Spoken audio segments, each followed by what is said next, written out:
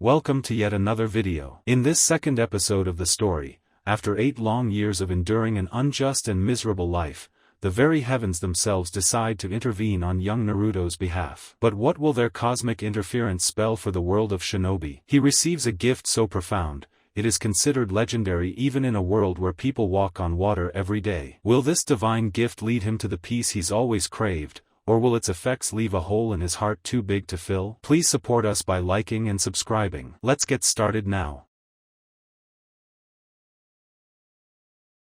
Inside a cozy-looking dango shop, with the sign in the form of a stick with white dango run through it, sits one Mitarashi Anko.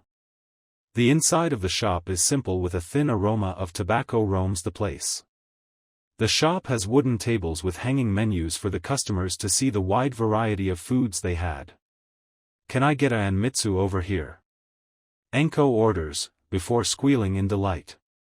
It had been so long since she could spoil herself like this. Since her team had finished their part of the mission, Anko was able to get her pay early. Getting paid for a B-rank mission while doing nothing but sitting on my ass is awesome. No wonder Jounins take up genin squads. Anko says cheerfully, taking a sip of Anko, red bean soup, from a cylinder flask. Soon her order arrives, causing Anko to clap and squeal in delight. Before her sat a bowl of agar jelly, more Anko though this is sweet red bean paste and mitsu syrup. Added to the mix are dangos with chopped strawberries inside them, truly the dessert fit for a queen. Taking a bite, Anko moans at the taste of dango melting in her mouth like milk with the sweet taste of juicy strawberries. "Couldn't wait to spend the reward money I see." Apollo says, walking into the shop and sitting near Anko, "Another round of dango good sir." Apollo orders as the waiter goes to fill in the order. Anko just devours an entire stick of 4 dangos in one gulp, glaring at Apollo as she chews her food. "Apollo, Alexandros Apollo. I know it's a weird name, but I'm not from around here." Apollo says with a chuckle. "TSK, who knows when I'll be able to enjoy myself like this. What with me babysitting brats, I doubt I'll be going on anything higher than C-rank missions." Anko says with a sigh. She was already starting to get that S-rank itch, nothing wrong with that, live and let live as they say. Apollo says, the waiter approaches them and Apollo grabs 6 sticks before Anko can take them away. Swiftly eating one of the dango sticks, Apollo chews smugly. Anko resists the urge to leer at the man and decides to just grab the remaining dango sticks. All joking aside, how are the genin doing on their first mission? Apollo asks, greatly curious about Naruto and the gang's performance. Not really seeing anything wrong with going over the mission, especially since Apollo helped the Hokage come up with it, Anko finishes some of her anmitsu before speaking. Team 8 managed to not only track his scent, but place a tracker on the baka in less than 2 minutes of the mission beginning. Once they found Mizuki, Teams 8 and 10 stayed behind to provide support, while Team 7 went in to engage Mizuki. We're waiting on the visuals from the Hokage, but they managed to capture Mizuki. Anko says, digging into her anmitsu with glee. Well, we're not out of the woodworks yet. Unfortunately, the idea of G ranks has been rejected by the Civilian Council. Apollo says, sometimes I just want to unleash a Katan Jutsu during those damn meetings, he grunts mentally. Still, he wouldn't let those fools stop him, all he needed was support.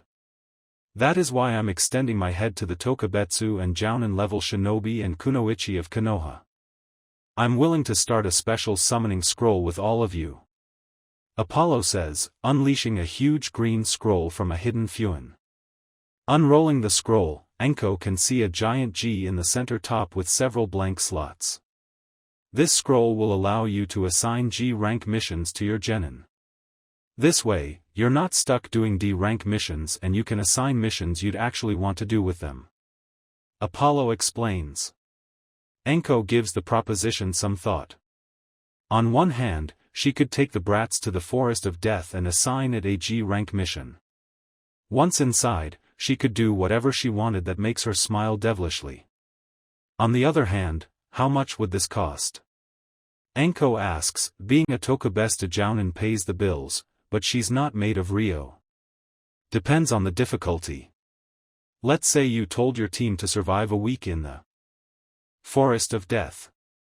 Normally it would be a C+ rank mission, but you would only pay for a quarter of a D rank mission. You're not really paying to assign missions, you're paying for my services. This contract basically makes everything you do requiring kunoichi skills a G-ranked mission. I'm hoping to get the others in on this to strengthen the bonds between sensei and pupil. Apollo explains. Enko finishes her Anmitsu and Dango sticks as she sucks the flavor out of the stick. What the hell? Who am I to stand between a clan head that actually wants to help others besides his clan? Enko says, biting her thumb and writing her name in bloody kanji on the first empty slot. Mitarashi Enko, don't forget it, big boy. Enko says with a wink. Resealing the scroll, Apollo adds chakra to it as a miniature scroll appears in a veil of smoke. I believe this scroll belongs to you. Apollo says after examining the scroll.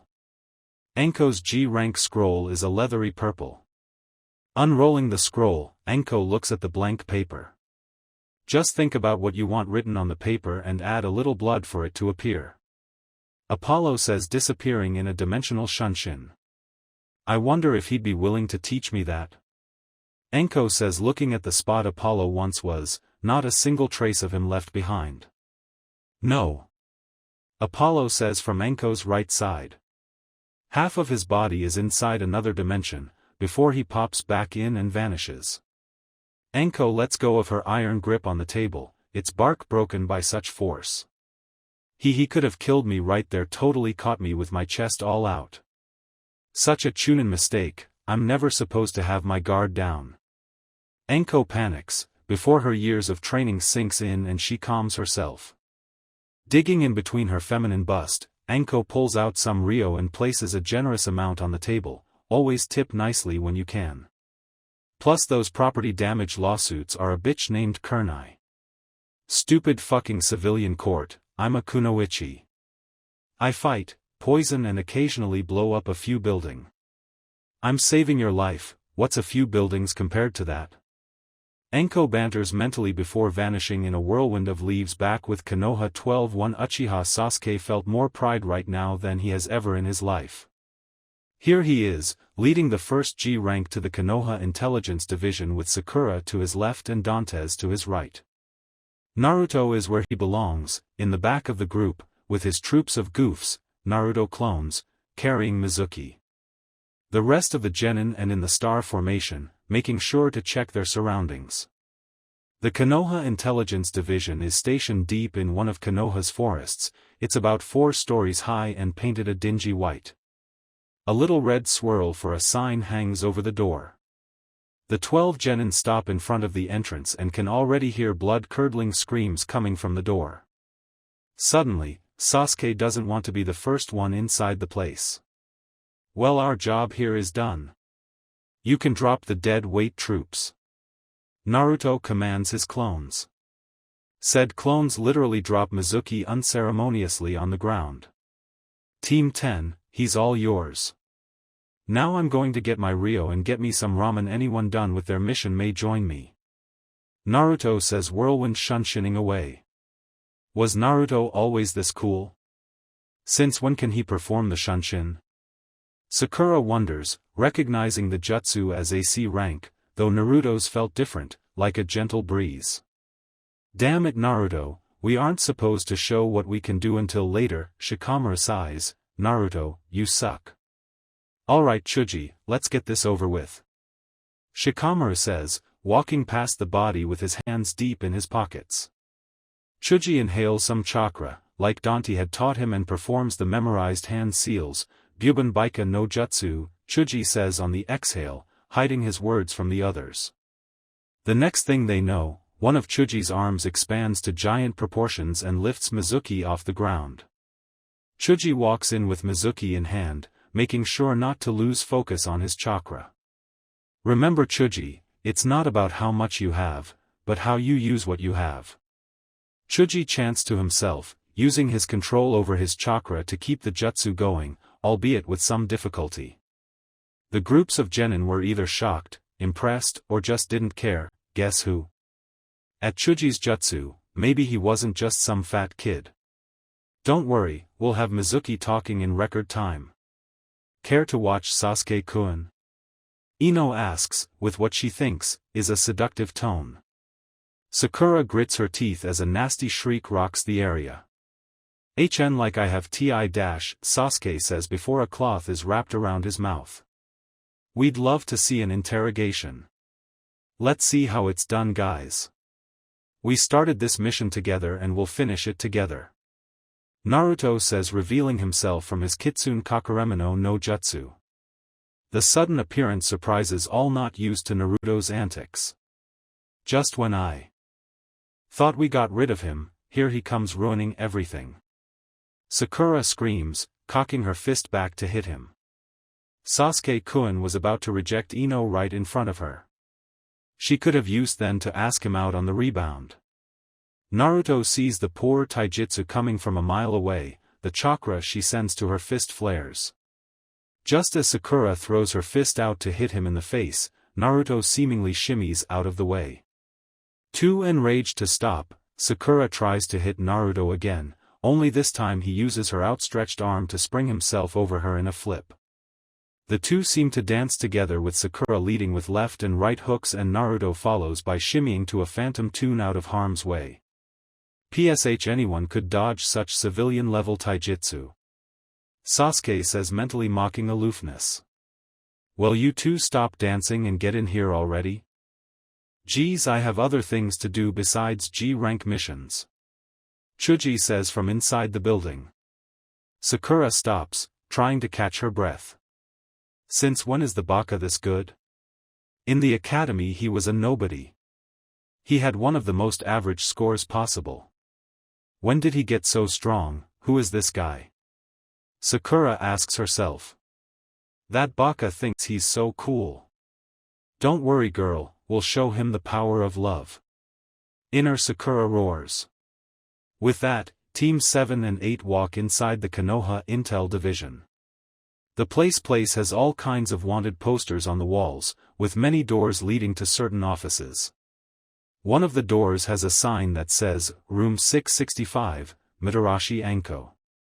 I can't believe Anko-sensei works here, Sakura whispers to herself.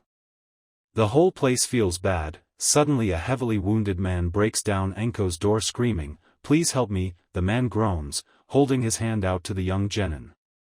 Before any of them can help, four snakes slither from the room, wrap around the man's neck and pulls him back in screaming, "No.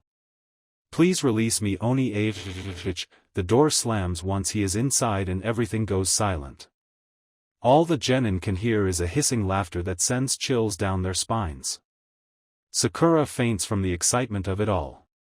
Stepping out of her office, Anko greets the genin merrily, even though she is covered in blood. "Greetings, brats, today we will be interrogating our first nuke nin.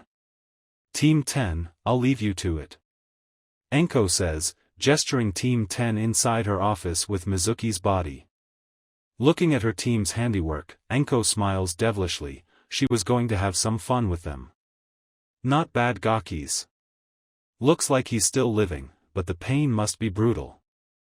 I bet he's screaming inside, Anko says, closing the door behind her. The rest of the genin decide to leave and wait for the official report at the academy. Inside Anko's office, it looked so much smaller outside, Shikamaru says, his voice echoing throughout the spacious room. "Welcome to Anko's love pit, where all the magic happens," Anko says with her arms stretched out in excitement. Anko's office could second as a torture chamber, with a full-body platform with resistance seals on his corner. Bondage chains hanging from the ceiling, extremely sharp and pointy instruments none of them had ever seen before hanging on racks, an island sink for cleaning big messes and various torture devices and equipment. From the Judas cradle, the coffin torture, the brazen bull, the rack, and the chair of torture, a chair with kunai points all over it. Anko throws Mizuki onto a simple wooden chair. Ino walks up to begin her signature jutsu, but is stopped by Roland. "He's still too fresh, Ino-san. Please allow me to weaken him." Roland says, sitting down full lotus. Performing breathing exercises, Roland calms himself and unleashes his chakra in a flare. From each point, Roland skillfully splits his flaring chakra and creates thousands of thin chakra threads. Saishu Fuku, Roland chants. One of the chakra threads touch Mizuki's forehead. Mizuki seems to stir, but doesn't wake up. What are you doing? Ino asks in fear. He needs to focus for this to work. Roland is simply adding subtle traces of his chakra into Mizuki. It's a combination of genjutsu and ninjutsu. Genjutsu is adding chakra to your foe in order to place them in an illusion. However, Roland uses this principle with a Haiden and can subtly place a person under a suggestion. I don't know how far the suggestion can go, but it can weaken someone's resolve. Allowing a strong suggestion to be put in this case Ino. Shikamaru explains. Shikamaru had seen Roland use this and many of Haiden jutsus before. Seeing as Shikamaru also uses Haiden, he swore to never reveal too much about jutsu. Once Mizuki accepts the first thread, two more attach themselves onto Mizuki, who flinches but soon gives in. Once he's in deep enough, Roland attaches the thousands of chakra threads onto Mizuki's face. He's all yours, Ino-san. Roland says. Ino gulps. But prepares for her family jutsu. Shintenshin no jutsu. Ino chants, sending her conscious mind rushing into Mizuki's mind inside Mizuki's mind. Unlike the last time Ino traversed inside his twisted mind, Ino can make out a horrifying scene. Mizuki's mindscape looks like a burned-down apartment, with only a scorched chair and busted-up television remains. Before Ino can panic out of there, a shimmering light appears on the tip of her nose. It's all right, Ino-san. I am here to guide you. Roland's voice booms from the light. The shimmering hops off Ino's nose and glides towards the TV with sparks of light trailing behind it. The shimmering spins around a knob and the TV turns on to white noise. Relax, Ino-san, just focus on the mission. Why did Mizuki betray Konoha? Roland says, soothing Ino. Ino calms down and touches the TV screen. Betray. Ino whispers. The kanji for betray literally floats from her tongue and into the TV. The screen begins to clear, before a face appears on the screen. A long-faced man, with white skin and yellow eyes, like a snake. I like the way you handled yourself, the snake man says with a smirking hiss. Eerily, the snake man looks right at Ino and smirks deeply. Hello, pretty girl. Do you like snakes? The snake man asks just before his face widens grotesquely and he lunges at Ino. The shimmering swiftly turns off the soul monitor, the screen goes back and the snake man's head is cut off. Ino stares at the deformed head before she falls on her ass and crab walks away. Well, what the hell is going on here? No one's ever had such a chaotic mind before. Ino screams, trying to stay calm. She'd admit she only used the jutsu on civilians and tried it on Sasuke, but nothing to this degree. Mizuki isn't some civilian, Ino-san. He is, or was a chunin. He's probably seen things that would make normal people go insane. However, we are not normal people, we are shinobi/kunoichi. We must see the dark side of the world and come back with our wits about us. We have enough information, let's head back. Roland says. The shimmering gets brighter and brighter until it bursts into a tower of light. Having enough of the place, Ino walks into the tower and disappears, leaving the shimmering behind. The shimmering glides over to the TV before unleashing a beam of light into the screen. The shimmering gathers light and morphs into the number 1. With each passing second, the number increases by 1. Nighttime Konohagakure is lit ablaze by star-blinding headlights and the burning red lights from the mature section of Konoha.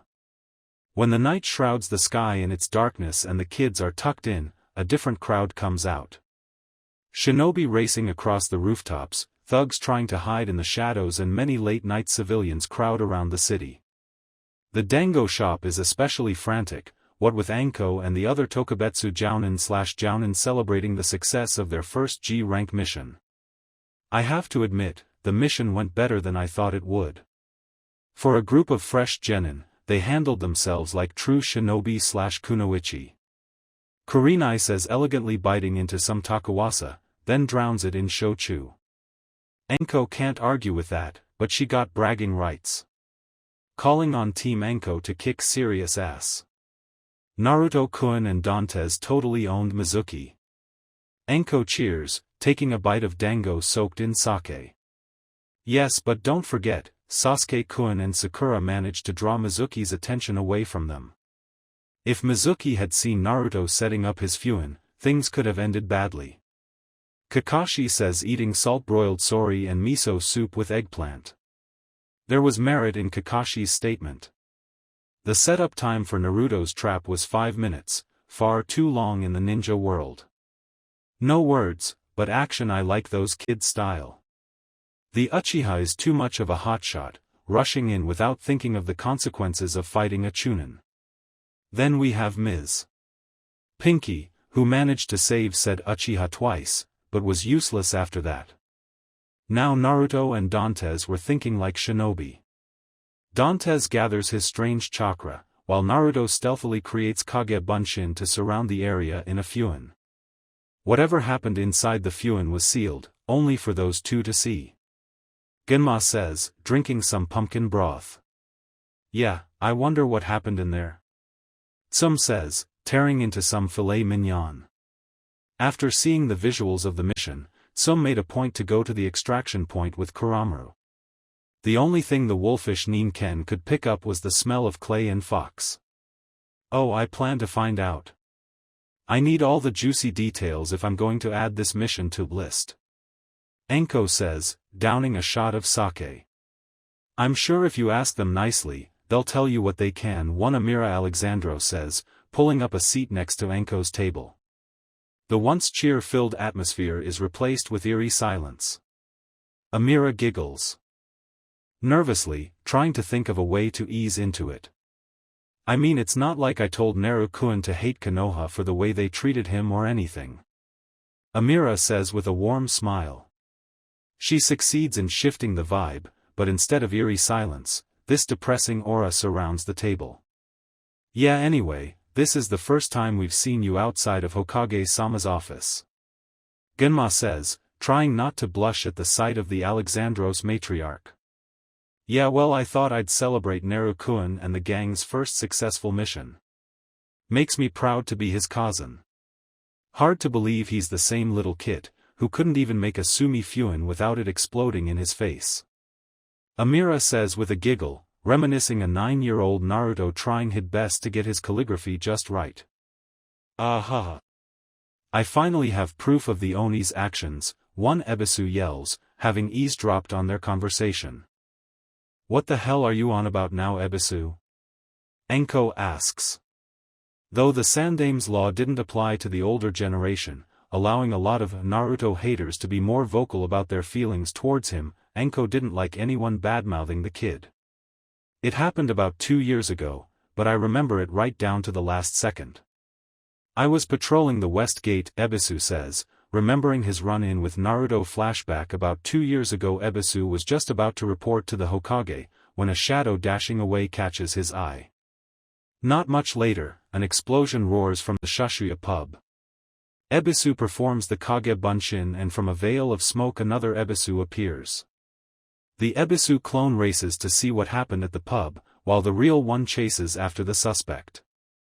The suspect moves at impressive speeds, but Ebisu is able to outrun him and corner him in the alley.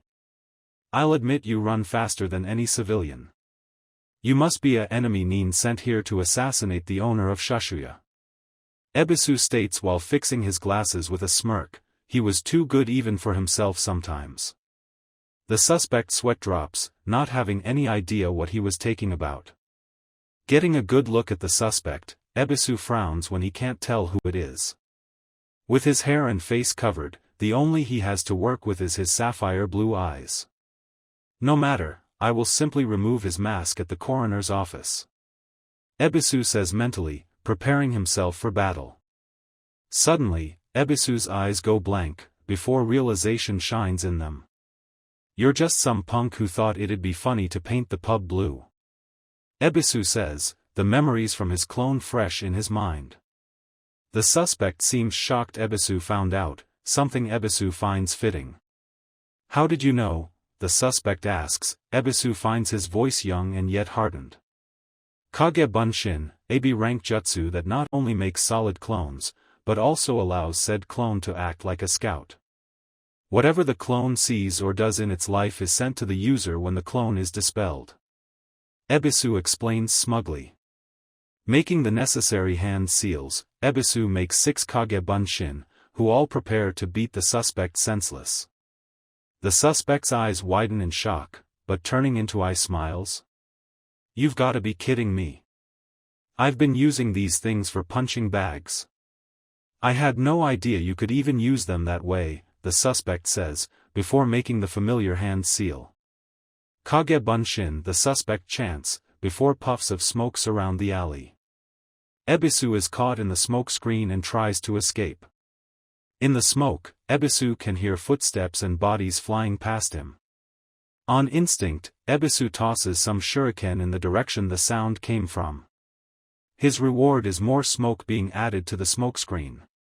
Having enough of that, Ebisu pulls a white and green scroll from his pouch, bite his thumb, open the scroll and wipe his blood on the material. From the scroll, a gust of wind blows the smoke away from Ebisu. When the smoke is cleared and the wind dies down, only one of the suspects remains. The suspect looked on in shock. Ebisu used that split second to dash in front of the suspect, and tackles him onto his back where Ebisu performs a securing grapple taijutsu, knee in the back. Wait. Why you don't want me? I'm just the goon in this troupe. Besides, you have more important things to worry about, the suspect begs, trying to pry away. Ebisu adds more pressure, effectively pinning him on the ground. From my angle, it looks like all I have to worry about is how much I'm going to sell your stupid mask for. Ebisu says, roughly grabbing the mask and ripping it off. 6 whiskered cheeks are revealed, before the suspect does the unthinkable. He bites his tongue and explodes in a sea of orange ink, that washes over Ebisu. Where the suspect once was, is a note that says, "Blue is orange's complementary color, so you should match nicely with the rest of the village." By the time Ebisu is finished reading the note, explosions and screams rock the area. Houses, buildings, and the streets are splashed with blue. Ink flashback end. I was assigned a D-rank mission to help clean that shit up. I know it was that Onigaki. Ebisu cheers, not noticing the deadly amount of Ki radiating off Amira. My Naruto is no Oni. God, what is it with you people? The Yondaime was a Fuin master. Do you think he would give his life on a shoot Fuin? Amira asks outraged. You couldn't possibly know how it feels to see your loved one's killer walk among you freely. Ebisu says through gritted teeth. Many of the bar-goers listen in and think about to the Kyuubi's attack, filling the room with a force of both sorrow and rage. We lost all hope that day our greatest hero gave his life to save us. He sealed the Kyuubi in a human body so that we could finish the job, a brown wavy-haired civilian yells. An uproar of, "Kill the Oni!" and, "For the glory of Yondaime-sama!" But all yells are silenced as an oppressive aura washes over the pub. Yubakas understand nothing about Fuinjutsu. The Kyuubi is the embodiment of chakra, meaning if Naruto-kun dies, the Kyuubi will return to kill you all over again. Naruto-kun is the only thing keeping Yubakas alive and you're pushing him for your early demise. Amira explains, while she's not a Fuin mater yet, she did have B+ rank knowledge on the subject. Her statement causes quite the mixed reaction of stupidity and regret. Why, you're just lying. Yeah, you and your Oni-loving clan want to raise it to conquer Konoha, the brown-haired civilian says, trying to rally support. Only a few people chimed in their 2 cents. How cliché. Turn a Jinchuriki into an unstoppable weapon to rule the shinobi world. Do I look like some 2-bit villain to you? Unlike Yubakas, I actually read up on Jinchuriki and study Naruto-kun's Fuin. It is the most beautiful piece of Fuin I have ever seen. The Fuin inside the Fuins are all designed to keep Kyubi in and allow Naruto to its chakra at a safe pace. However, due to the treatment you all put him through, the Fuin is weakening, Amira says. The entire pub gasp in horror. Relax, geez. Don't worry, karma hasn't caught up with you yet. Naruto's Fuin is just fine. Amira says, laughing at the expense of the Konoha Shinobi/Kunoichi. Not feeling like making a scene, Ebisu leaves the pub and everything goes back to normal. So, Amira-sen, why not tell yous a little bit about yourself? Where are you from? Kurenai asks, trying to get anything off of the woman. Well, if you must know, I'm from a township called Canton from the far west. Amira says, taking a shot of kamikaze. That would explain the name and clothes. You do know no one dresses like that over here, right? Anko asks, looking at her choice of red sleeveless overjack with black coverall, fishnet for sleeves, silver shin guards and arm protectors. Her leaf headband is attached to a black scarf with red polka dots that covers most of her face, leaving only her pink eyes visible. Her hair is like a tongue of fire that is done in a ponytail. Really, this is standard uniform back in the academy. Amira says, getting lost in thought. What's it like in the West? Kurenai asks, having read all about Western civilization and their culture. It's really boring actually. Sure, they have a lot of technology, but the people are mindless drones. Hell, the tools and gadgets they use are smarter than they are. Civilians run everything over there. In fact, Shinobi/Kunoichi don't exist to the common people. We're like an endangered species there. Amira says, secretly taking dango from Anko. Yoink! She says, taking the last stick from Anko, who glares at her. Wow, imagine a nation run by civilians, Asuma says, causing everyone to shiver at the thought. What was your training like? Kakashi asks. Well, I could make my own storage and explosive fuin before the age of 4, I had to sneak around the compound undetected or receive 100 lashes on the feet, and daily exercises of swimming 10 miles to shore with gravity fuin placed on my limbs. Ah, the good old days, right? Amira asks with a giggle, only no one is laughing. You're not serious, are you? Genma asks, the senbon long gone from his mouth. As serious as an exploding note being drawn in blood on her chest. Talk about survival training.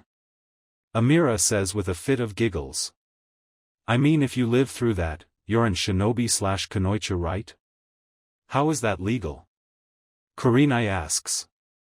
Oh, that's the best part, it's illegal in the West. Something about child protection laws. Anyway, when we say hidden village, we meant it. Shit, back in my day, we had to perform the Kawarimi no Jutsu until we dropped. Amira says. That's not a bad idea, Anko says with a smirk. Anko-chan, you can't seriously be thinking, Kurenai says. Oh no, of course not, pfffffffffftt, hell yeah, I'm going to make sure they've mastered the Kawarimi. Then, if they're lucky, I'll teach them the Shunshin. Anko says, pulling out her G-rank summoning scroll. Biting her thumb, Anko runs her blood across it and thinks about Amira's words. The blood begins to morph into words and seals the terms of the mission into the scroll. I see Apollo-kun gave you the summoning contract. Amira says, taking the purple scroll from Anko and examines it. Leave it to Apollo Baka to forget to tell you about the side effect. Amira sighs, motioning for Anko to come closer. Amira whispers something into her ear, causing Anko to smile and hiss. You just became the 4th member of an exclusive club called Anko's Friends. Anko says, glomping Amira. The rest of the group can only guess what was said between the two, but judging by Anko's venomous smirk, it did not bode well at the Alexandros campsite. The west forest of Konohagakure is shrouded in a thick layer of Meitun. Darkness roams throughout the forest, searching for any signs of life.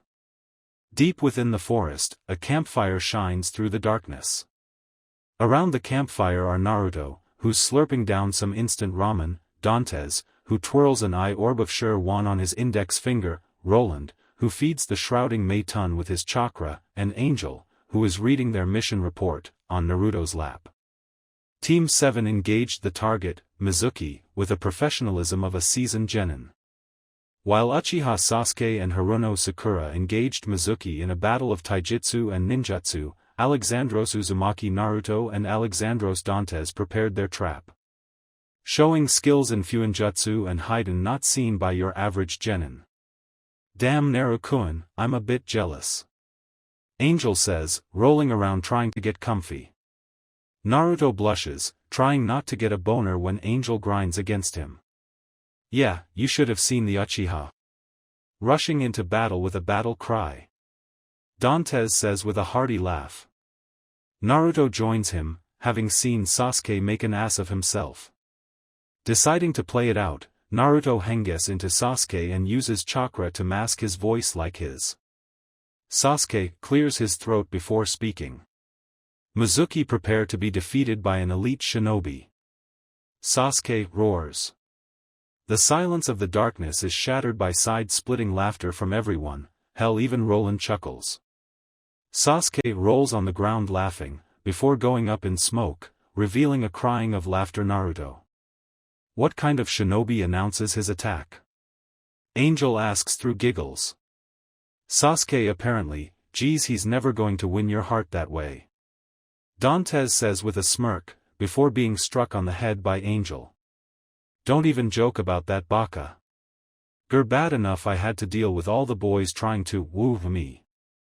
Angel says, having to calm herself before she could hurt the poor Gaki. It's not easy being a kunoichi. Angel says with a sigh, wiggling in Naruto's lap. Naruto sucks in the moan that tries to escape his mouth. Damn it, she's subconsciously admitting waves of Raiton chakra from her body. Naruto curses, feeling the small jolts of Raiton enter his body. She doesn't even know what she's doing. Kyubi roars, the jolts making his hair stand up. We should get some rest. Tomorrow starts our first day as an official genin squad. Though we are on separate squads, we still have our bonds. If any of you need my assistance, Roland rolls up his sleeve, revealing the Alexandros family Fuin, the cover art for the story, I am but a call away. Roland says, stopping his flow of chakra, and heads to his tent. The others all reveal similar Fuins on their right arm. What he said. Anyway, I'm calling it a night, don't do anything Isaac-san will kill you for. Dantes says heading inside his own tent. The darkness clears up only around the campsite, leaving anything 10 feet away from the camp shrouded in darkness. Angel and Naruto share the crisp night sky and light from the full moon. Angel cuddles on Naruto, trying to steal some of Naruto's warmth. Naruto begins to sweat from the fire burning within him.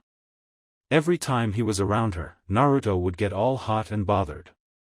He couldn't think clearly and he sweated like a gym sock. You've come a long way from that Gaki that couldn't even perform the bunshin. Angel says, resting her head on Naruto's shoulder. Hey. It's not my fault I have chakra factory fuined in my gut. Naruto defends, causing Angel to giggle. You're welcome. Kyubi says smugly. You should be happy, we all don't have Kage levels of chakra inside of us. Angel says. Yeah, but when you can only access high Chunin levels of it, it kinda sucks. Naruto says. Good point, even I have more chakra than you. Angel says, sticking her tongue at Naruto. Take her tongue into your mouth and claim her. Kyubi demands, hell, he was a century-old being, he needed action. Naruto blushes, but fights off the urge to do so, he was only 12 for Kami's sake. Yeah, but I have better control. You can't even make a Fuin. Mari. Naruto says. Angel turns to face Naruto with a challenging glare.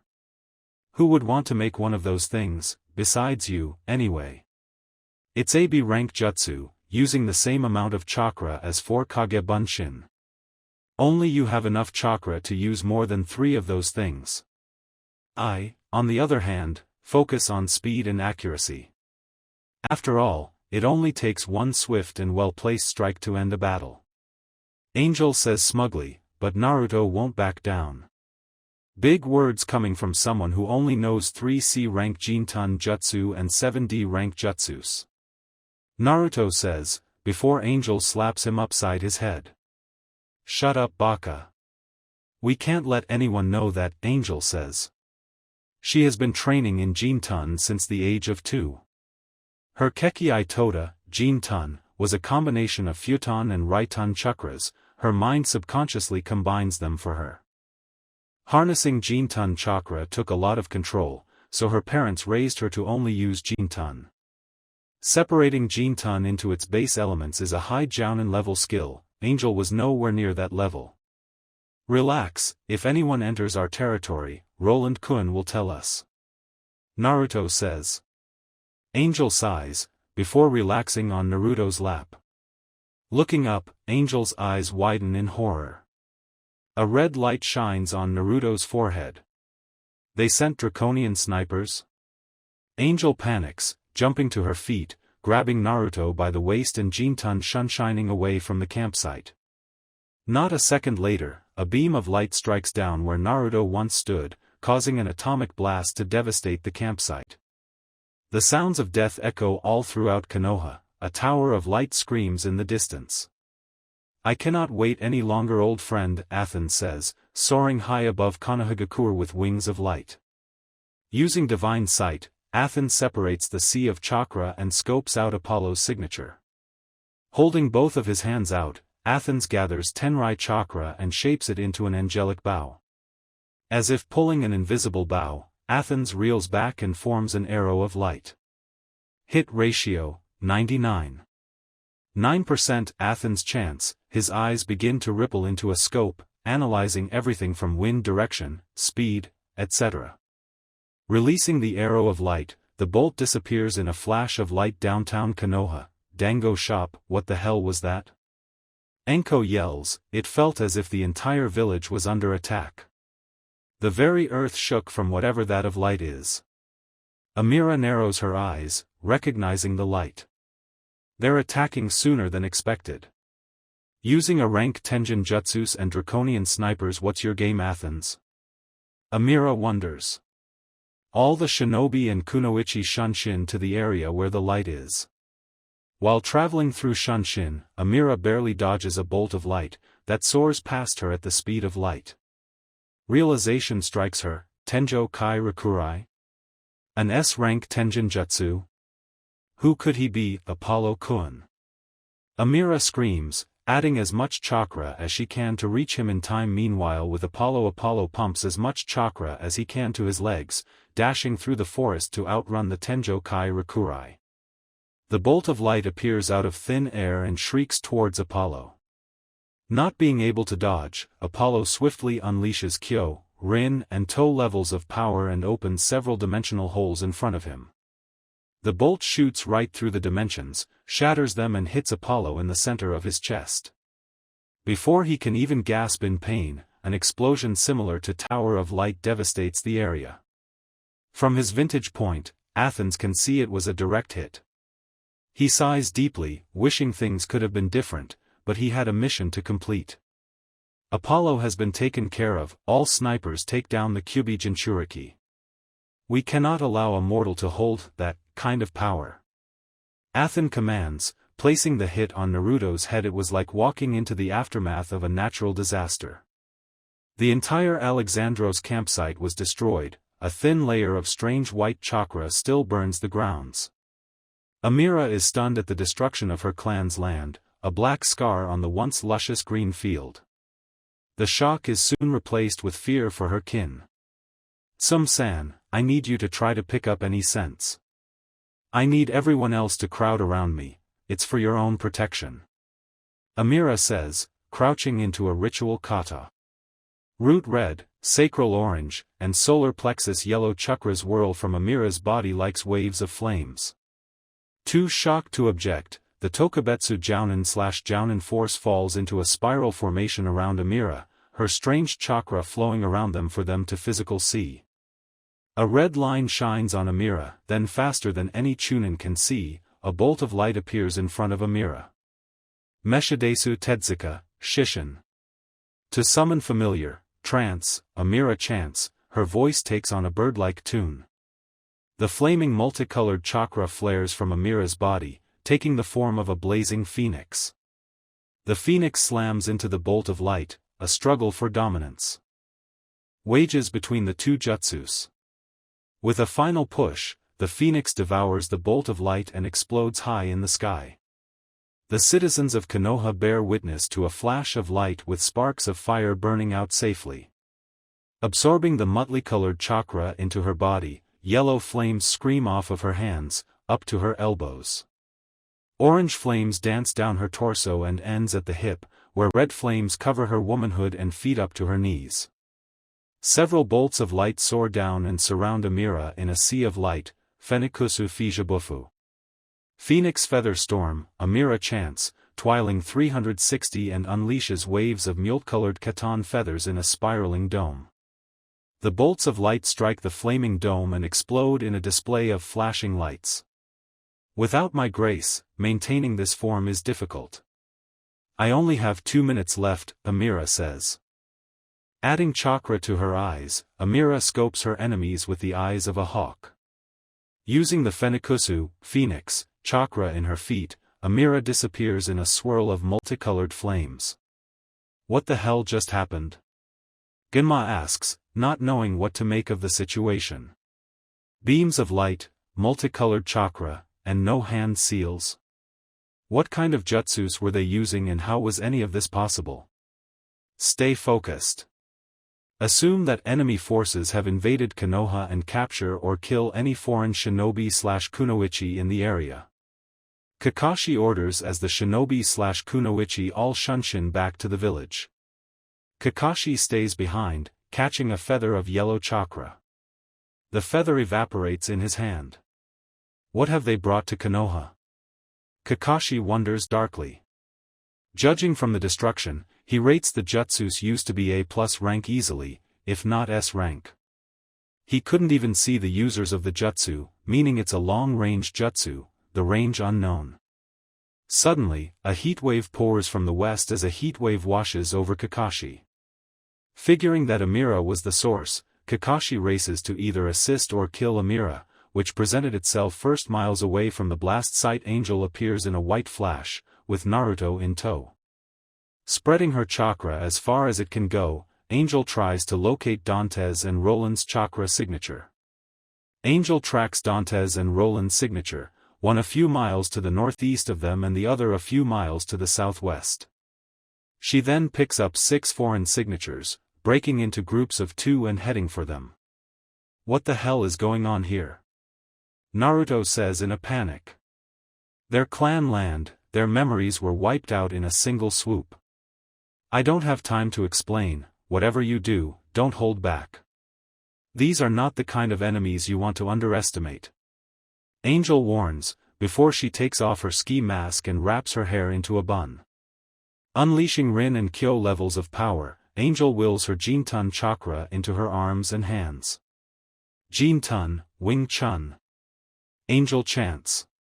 Claw-tipped gauntlets and shin guards made of swirling white and yellow chakra flare from Angel as she gets into her stance, a high, narrow stance with her elbows kept close to the body. Within the stance, her arms are positioned across the vitals of the centerline.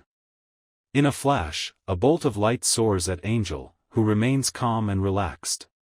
When the bolt of light is within close range, Angel reaches out and redirects it back at the shooter in an instant. Deep within the forest, a burst of light and a scream of agony echoes, followed by trees crashing down. I told you not to hold back. This isn't some test, Naruto, this is the real thing. Angel says, sensing the snipers hover higher into the sky. Calming himself, Naruto unleashes the Rin level of power and taps into the Kyuubi's yokai. Meshidesu Tetsuka, Shishin. Naruto roars, chakra flaring before being tainted by yokai. The yokai enters Naruto's body, wildly coursing through his tenkatsu before entering the Shiki Fuin. Blood-red chakra flares from every muscle on Naruto's body, enhancing his physical properties. Naruto's hands break and reforms into a blonde-haired claws, his tail bone extends and forms one blonde tail, and his feet bone break and reform into blonde-clawed feet. Naruto's hair grows to reach his back, too much for his ski mask to cover. Using his blood-red eyes, Naruto scopes through the forest, searching for the enemy Nin. "Look up, Naruto." Angel warns. A bolt of light appears right above his head, ready to collide with his skull. Naruto's will to survive overrides his mind, controlling his body and allowing him to Kawarimi with a rock. Poor rock never stood a chance. The spot Naruto was at is reduced to scorched land. Appearing next to Angel, Naruto converses with Kyuubi. "Alright Q-san, how long do I have?" Naruto asks, catching the scent of his enemies, but what he smells confuses him. "You have 1 minute 30 seconds. Remember, in this form you trade chakra control for nature manipulation." Kyuubi answers, ignoring the nickname for the more pressing matter. Something's not right about this whole invasion. First, Naruto had yet to see Konoha come under attack. Only him and his clansmen was he the target because of his Jinchuriki status. Letting such thoughts pass him by, Naruto zeroes in on one of the airborne shinobi, before sending futon chakra into his legs and jumping as high as he can.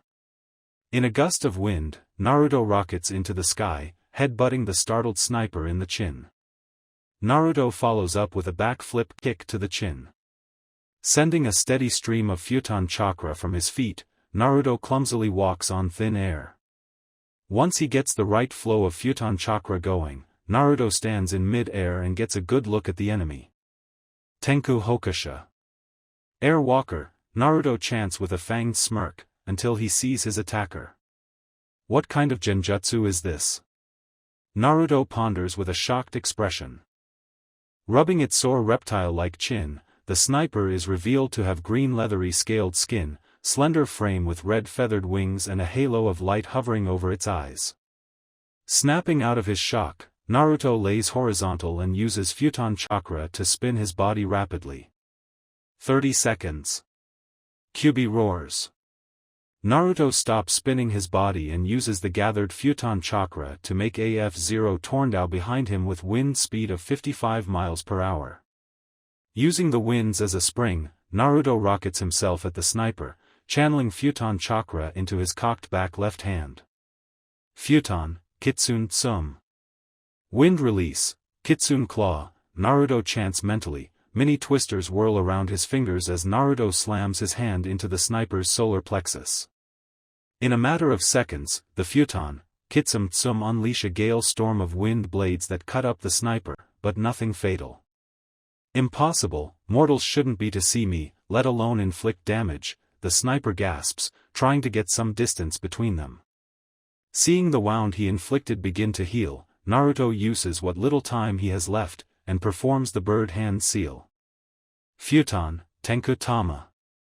Wind release, air bullet, Naruto chants mentally, focusing the remaining futon chakra into a single cannonball-sized bullet of futon, and launches it off the winds of the tornado and start at the sniper. Too slow to dodge it, the Tenku Tama hits the sniper on the chest before exploding in a gale of winds. Once the jutsu dies down, all that remains is a will-o-wisp that races towards Naruto and embeds itself inside his left wrist. Before Naruto can examine it, his time runs out as two whirlwinds, both going in different directions, engulfs him. When the winds die, Naruto's body is littered with thin cuts, his clothes were shredded and his body has reverted back to normal. In hindsight, that was totally worth it to be that badass even for a minute to be free and fall. Naruto says mentally, a goofy pain smile graces his face, just as his body begins to free fall towards the ground. Before he can make a crash landing, Roland dashes from the forest and catches him in a slide. Did you have enough time to meditate?" Naruto asks through gritted teeth, trying to bear the pain. Roland just chuckles, "I had plenty, thank you, Sa." Roland chants, placing his hands back to back, fingers pointing down, spreading the fingers and interlocking them from within, brings the elbows down, bringing the palms together over the fingers, enclosing them within the hands. Extricating his index and little fingers and extending them with the tips touching, thumbs extended and pointing toward the body, and lifts his hands in front of his body. From the site of his navel, chakra flows from his navel and wraps around his belly like a belt. Meitun, Itami Hari. Dark release, pain palm, Roland chants mentally, using the chakra belt to supply a layer of chakra over his hands, before adding Meitun chakra to it. The once blue chakra is tainted by a black substance that enters Naruto's body when Roland touches him. All of Naruto's wounds fill up with the black substance, before the wounds are completely healed. The black substance takes on a tint of red once finished and returns to Roland, who is instant covered in Naruto's old wounds. Roland coughs up some blood, before he rests in full lotus. Even though his futon chakra was gone and he was down to high genin levels of chakra, Naruto still rises to his feet and prepares for battle. Not having enough chakra for a Fuin Mari, Naruto unseals 4 pre-made talisman and places them around Roland. Chakra Barrier. Chakra Barrier, Naruto chants, slamming his hands on one of the talisman, activating the others in a chain of blue fire. A swirl of Fuin slither around Roland. Once they make contact, they go from blue to black as a tower of black corkscrewed chakra surrounds Roland. The next thing Naruto knows, Angel Jintun Shunshin's to his left. Her clothes are ripped and she stands on a shaky right leg, with a gash running down the calf. To his left, Dante's Shunshin appears, sporting his Shirwan, Kugake, C1 gauntlets, and an X gashed across his back with dried blood caked on. From his fists to his elbows, Dante's limbs are covered in double-layered Shirwan. The first layer is pure chakra to keep the Shirwan layer from destroying his limbs. Only 3 snipers remain as they hover around the gang in a circle. Is it too late for me to say I'm adopted? Naruto asks. His answer is the snipers loading their weapons. Second blast sight. Growing tired of searching above, Athens hovers to ground level and scans for any trace of Apollo. His eyes widen when he picks up a small trace right behind him. Turning around, Athens is greeted by Apollo's fist crashing against his jaw. The blow sends Athens flying through several trees before he stops. Soaring high into the sky, Athens puts distance between them before he looks at Apollo and glares. "So you're finally taking this seriously?" Athens asks, glaring at what has become of Apollo. From the neck up, Apollo remains unchanged, but his torso was a sight to behold. His skin had been scorched down to the subcutaneous tissue, but under that are the most brilliant white scales. Ripping the rest of his skin off, Apollo reveals white scaled arms and clawed hands as he flexes his body. "They don't call me the Dragon of Chaos for nothing." Apollo roars, his eyes burn with the intensity of dragon fire. Not one to waste time, Athens unleashes his grace in a show of dazzling white chakra. His chakra begins to spark and embed itself in all the surrounding life, the trees, the grass, even the earth itself.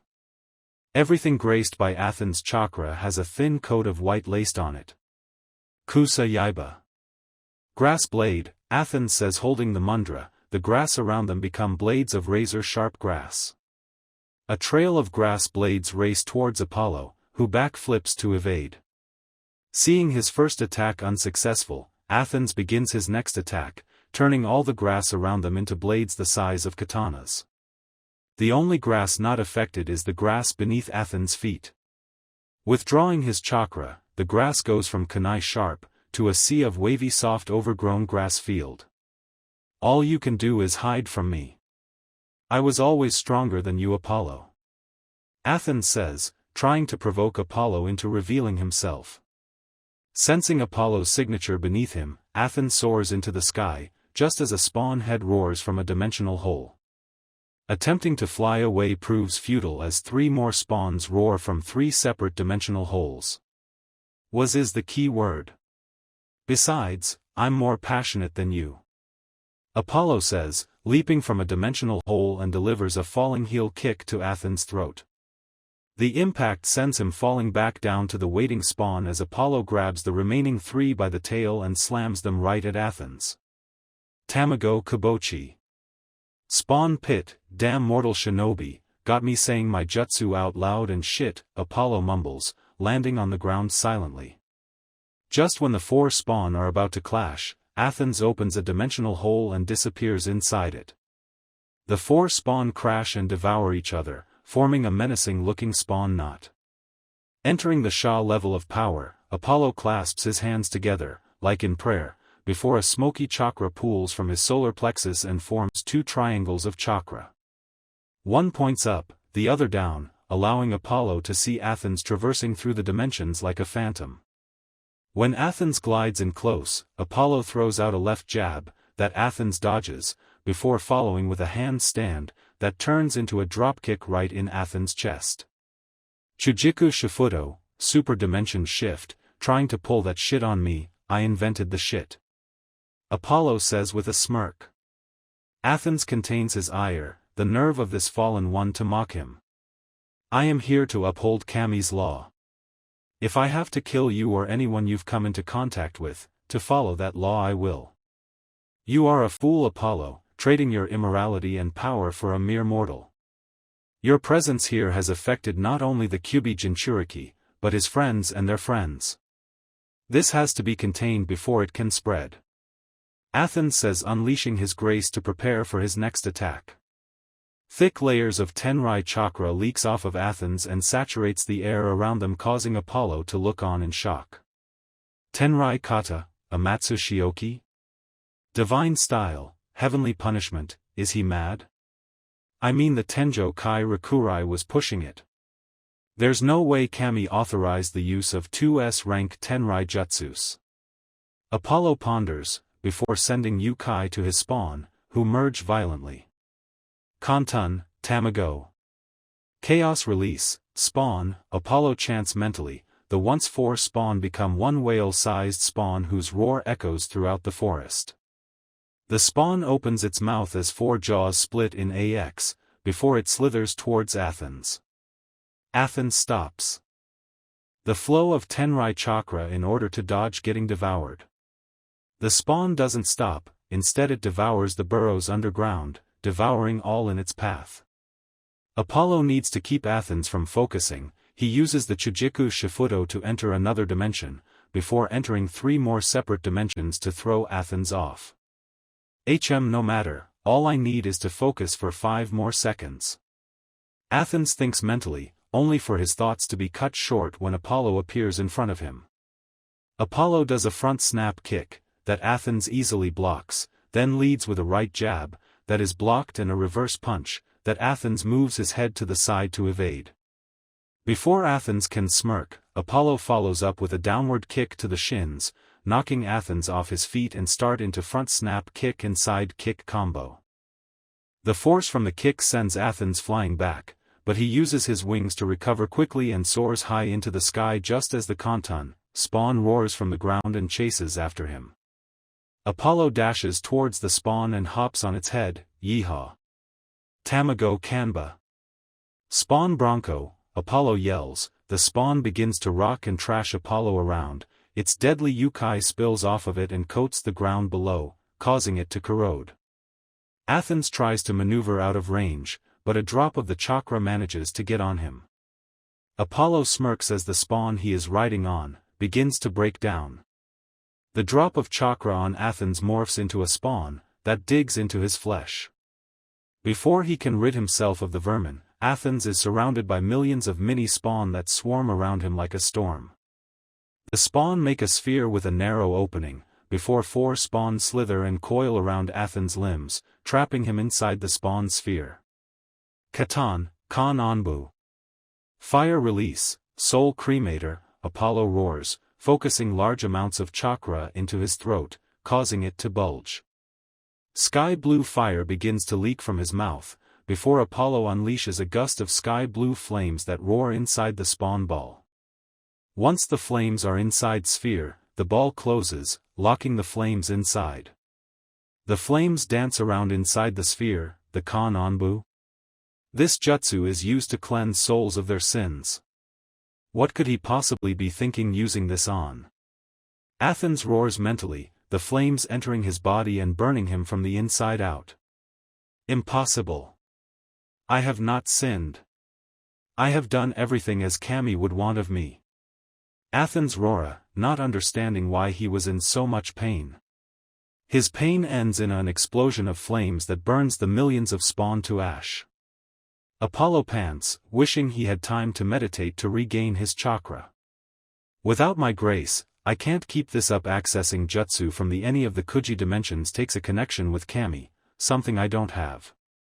Having the knowledge, but not the chakra to use said jutsu could possibly get me killed. Apollo says, trying to calm his labored breathing.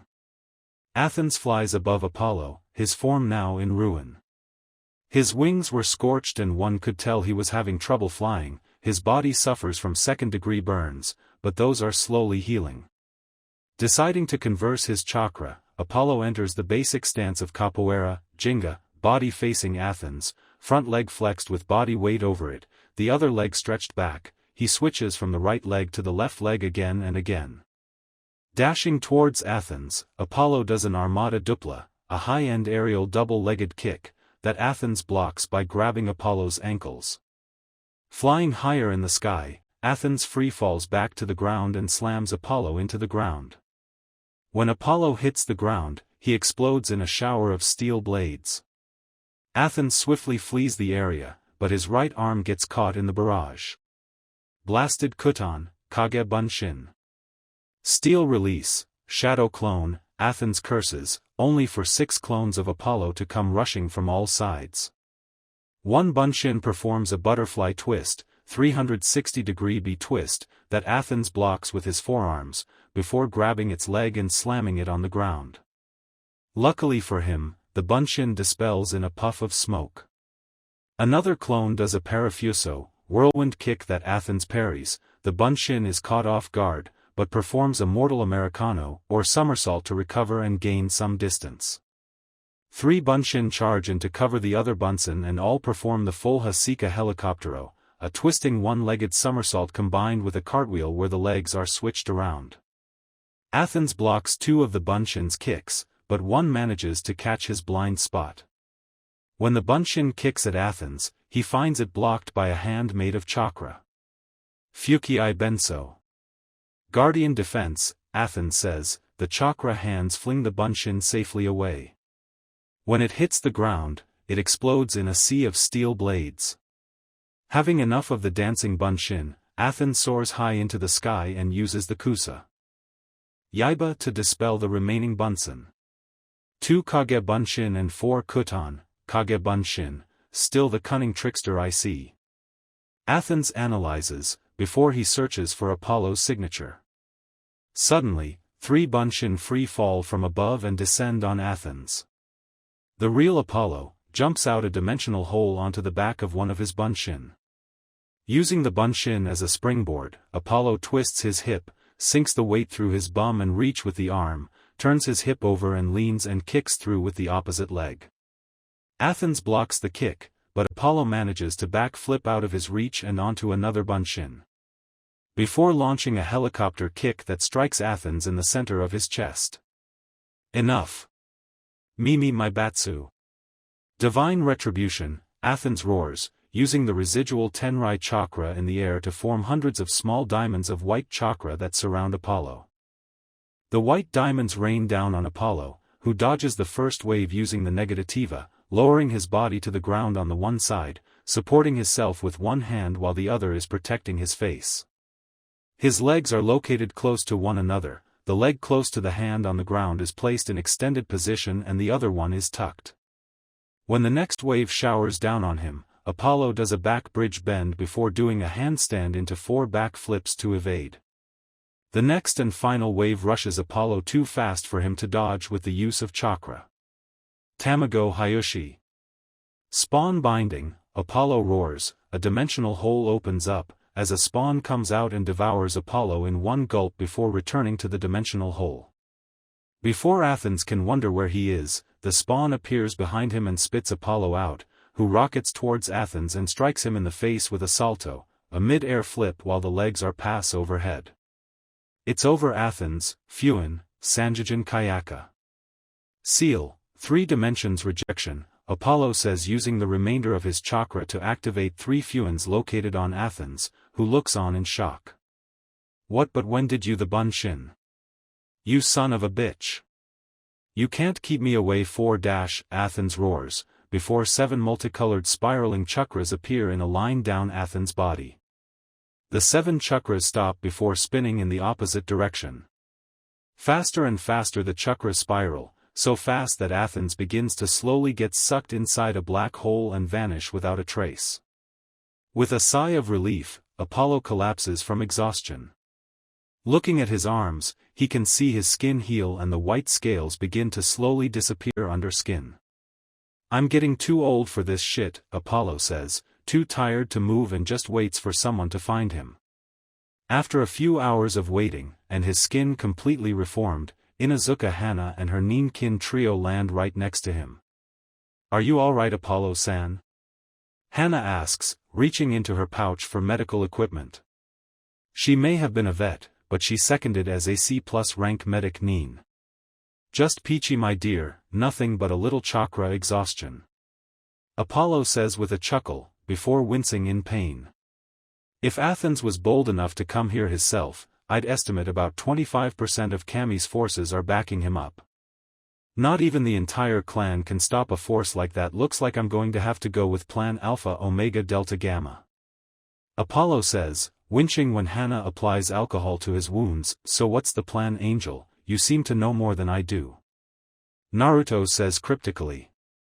Naruto used his advanced sense of perception to hear the many battles being waged. Though he couldn't hear what they said, Naruto could sense Apollo and the mysterious invaders' chakra signatures. They were eerily similar. It's simple really, we're going to use the triangle formation. Dantes, you take point, Naruto, you take left. I'll be your right. Dantes, you're authorized to use up to Shirwan, Shirtsu is too deadly. Naruto, I need you to use your T-Bunshin. Angel signals to the both of them. The 3 of them long learned to eye minds through the eyes, though they could only do so for people they were familiar with. Naruto looks at her as if she was in love with Sasuke. Are you insane? The T-Bunshin project was scrapped. It's far too dangerous, Otusan made me swear to never attempt it again.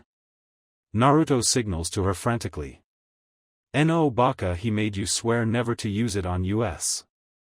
I almost lost a damn arm to those damn things, but we need them. Dantes and I will cover you, just make sure those Bunshin are ready. Angel signals, getting a reluctant nod from Naruto. You take care of her, damn it. Naruto signals to Dantes, before shunshining away.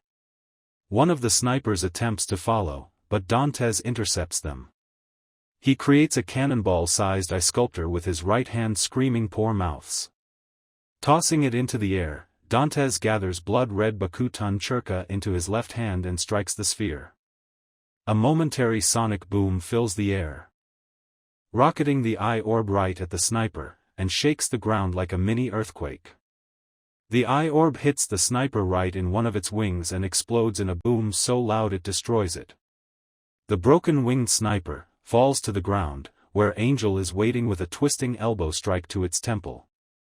Adding Jintan chakra to her strike, the force of impact destroys the sniper's skull.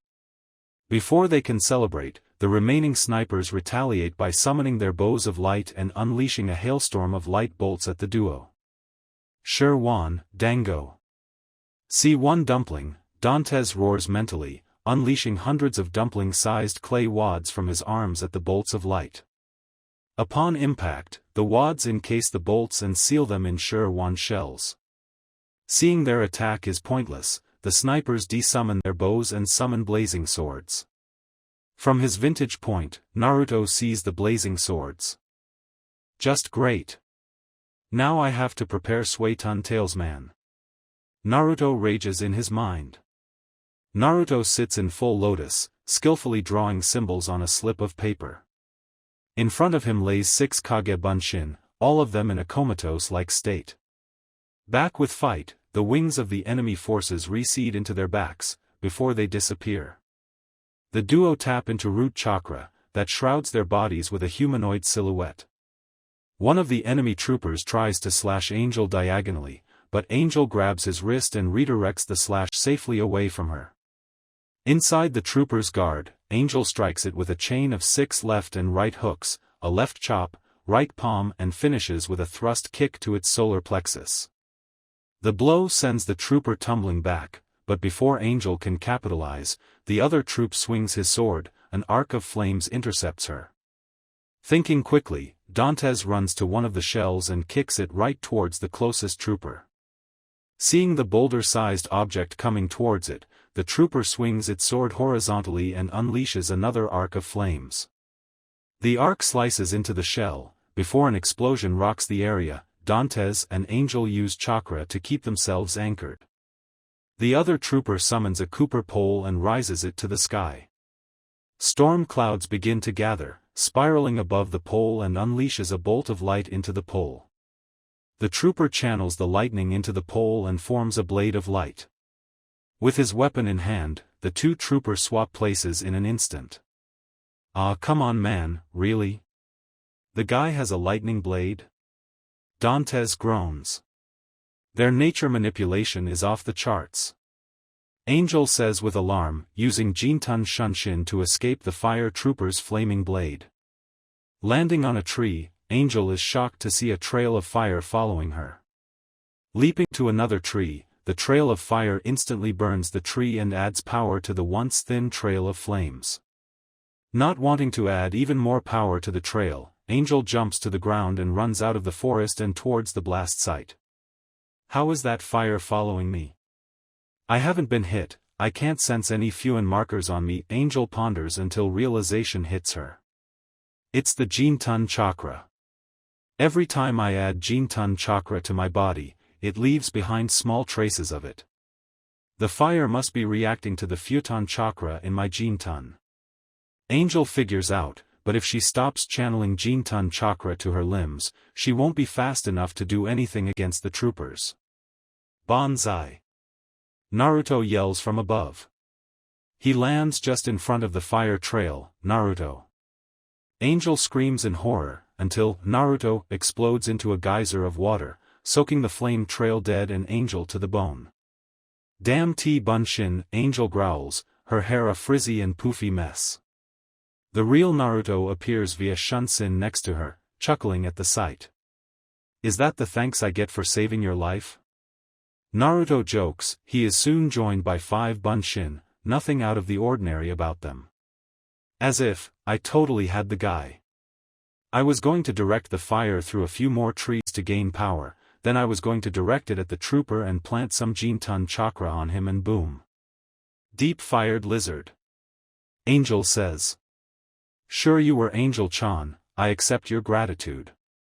Naruto says with a smirk. "I hate to ruin your love fest, but I could really use a hand here." Dantes yells, dodging the skillfully sword swipes of the trooper. "That wouldn't be so hard, if not for the lightning that seemed to dance with each strike." The trooper was too swift for Dantes to use Shirwan, and even if he could, Shirwan is an earth manipulation, which is trumped by lightning. One of the Narutos leaps into the trees before exploding in a gust of wind that blows thousands of leaves from the trees and on the field. Dantes smirks seeing the leaf storm, using the Kawarimi to swap places with a leaf to the right of the trooper. Before the trooper knows it, Dantes high kicks it in the temple, adding Bakutan chakra into his feet. A burst of red hits the trooper in the temple and sends it flying through several trees. Using the Kawarimi, Dantes swaps with a leaf above the downed trooper and drives both knees into the trooper's back, adding the rest of his Bakutan chakra into his knees. The shockwave from the blast sends Dantes soaring into the air before he crashes down. The trooper lays in a crater caused by the explosion, all signs of life long leaving its body. Seeing the dead body of the trooper, Naruto mentally orders one of the Bunshin to retrieve the trooper's weapon and anything else it may have on person. "How much chakra do you have?" Angel asks, seeing Naruto's labored breathing. "Low genin." Naruto pants out, falling to one of his knees. The T-Bunshin was Ibi plus rank jutsu, essentially using the Kage Bunshin and placing certain kinds of talisman somewhere on their person. The results can vary, but it was always a blast to see someone underestimated Bunshin and end up getting shocked, or burned, or even drowned. Plus, it cost less chakra than adding nature manipulation to a Kage Bunshin. Do you have enough to summon the furball? I have a plan to take this guy out with one jutsu. Angel signals, not wanting the trooper to hear her. Not that the trooper was paying attention to them. The trooper was currently fighting the 3 Bunshin, but unlike normal Kage Bunshin, these could take a hit. The trooper slashes vertically and cuts on of the Bunshin as chakra begins to leak from the wound. Before the trooper can recover, the other 2 Bunshin rush in and explode, engulfing the trooper in smoldering smoke. Not wasting time answering, Naruto summons as much blood red root chakra as he can and gathers it a special talisman, one made by Apollo for just such an occasion where drawing the Fuin was impossible. Chujiku Kuchios no Jutsu. Naruto yells, slamming the talisman on his chest. From the talisman a dimensional hole opens up as a red furred claw rushes from the roll, then another claw rushes out and stretches the hole open. From the hole leaps out a horse-sized Kyubi, but with only one tail. Maybe I should call you Kyubi no Ichibi. Naruto jokes, sweating pouring from his body. He was done to low civilian levels of chakra, just the bare minimum to survive. You know, I've been studying up on Jinchuriki and it turns out, I could totally just eat you and regain my chakra that way. Kyubi snickers. Less talky more kitsune bai. Angel demands, causing the Kyubi to roar in laughter. Oh, I like the strong-willed ones. How's about I change into something more fitting and we go find a clearing? Kyubi jokes, the glare from Angel is enough to cause him to become serious. Channeling his entire tale of Yukai, the Kyubi inhales deeply, filling Katan gather in its gut. Kitsune bai. Kyubi roars, unleashing a firestorm of blue flames from its mouth. Not wanting to be shown up, Naruto summons a mini turbine fan. Forming the ram hand seal, the turbine begins to grow and grow until it's as big as a building. Spin the wheel Q-kun. Naruto commands, the Kyubi slams his massive paw into the turbine, causing it to spin rapidly. The wind generated from the fan adds both power and speed to the kitsune bai as it roars towards the trooper. Adding the finishing touch, Angel adds Jinton chakra to the kitsune bai, eliminating all chances of the trooper dodging. The kitsune bai engulfs the trooper in blue flames as it howls in pain, trying to roll on the ground to put the flames out. Soon the trooper stops rolling and dies as its body is burned to ash. With its job done, the Kyubi vanishes in a dimensional hole to regain its tail. Angel and Naruto pass out on the ground, unconsciousness soon overwhelming them back with Kakashi. Kakashi has been following Amira for nearly 2 hours. Every time he seemed to get close enough to witness the fight, Amira would use some kind of rainbow shunshin to appear miles away from him. Not to mention the intense heat her battles produced would leave Konoha in a heatwave for weeks. Sensing Amira's chakra signature, Kakashi uncovers his left Sharingan eye and prepares for battle. Once he reaches her location, Kakashi can see nor sense any trace of the invaders. What happened here? Kakashi asks darkly, cryptically going through hand seals, dead, like you will be if you don't stop gathering Raiton chakra to form a jutsu. Amira says calmly. Taking her words as a threat, Kakashi finishes his hand seals before charging Raiton chakra into his hand. I don't know what's going on, but I know you and your clan are involved. I'll be damned if I let you destroy us from the inside out. Kakashi says, Raiton chakra fully developed and sparks from his hand. Raikiri. Kakashi roars, dashing towards Amira with his rank jutsu in hand. Kakashi dashed across the clearing, to the untrained eye in an instant, appearing in front of Amira with his Raikiri cocked back ready to strike. Kakashi gazes into Amira's eyes and sees nothing. No fear, no anger, just empty. Her face is even calm, despite his Raikiri being a mere second away from plunging into her chest and destroying her heart. To Kakashi's surprise, Amira sidesteps at the last second, grabs his wrist and redirects the attack to collide with the ground. The Raiton jutsu creates a crater in the ground upon impact, defusing the jutsu. Kakashi glares up at Amira, who looks down on him with the same aloof expression. He is an A-rank shinobi. He has copied over 1,000 jutsus, and yet here is this woman, who looks at him as if he's nothing. Lifting his handband, Kakashi's Sharingan swirls and reveals to him a subtle genjutsu enchanting him. I thought you couldn't perform genjutsu? Kakashi asks, dispelling the genjutsu over him and feeling his emotions calm. He had to give Amira credit, using a genjutsu to influence someone's emotions was at least B+ rank. Amira just shrugs her shoulders, you pick up a lot in 4 years. Amira says with an eye smile. Kakashi is livid, not only was she treating him like he was nothing, but she had the nerve to eye smile him? Eye smiling was his thing. No, Kakashi, remember your training, a shinobi rules his emotions, he is not ruled by them. Kakashi chants to himself. Kakashi rises to his feet and throws a smoke bomb to hide his shunshin. Using the smokescreen, Kakashi appears on a tree a good distance away and flashes through hand seals. Katan, Kaji Ibuki.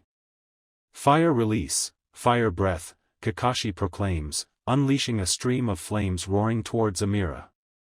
You know, announcing your attack for your enemy to hear is just retarded, right? I thought shinobi were supposed to be stealthy.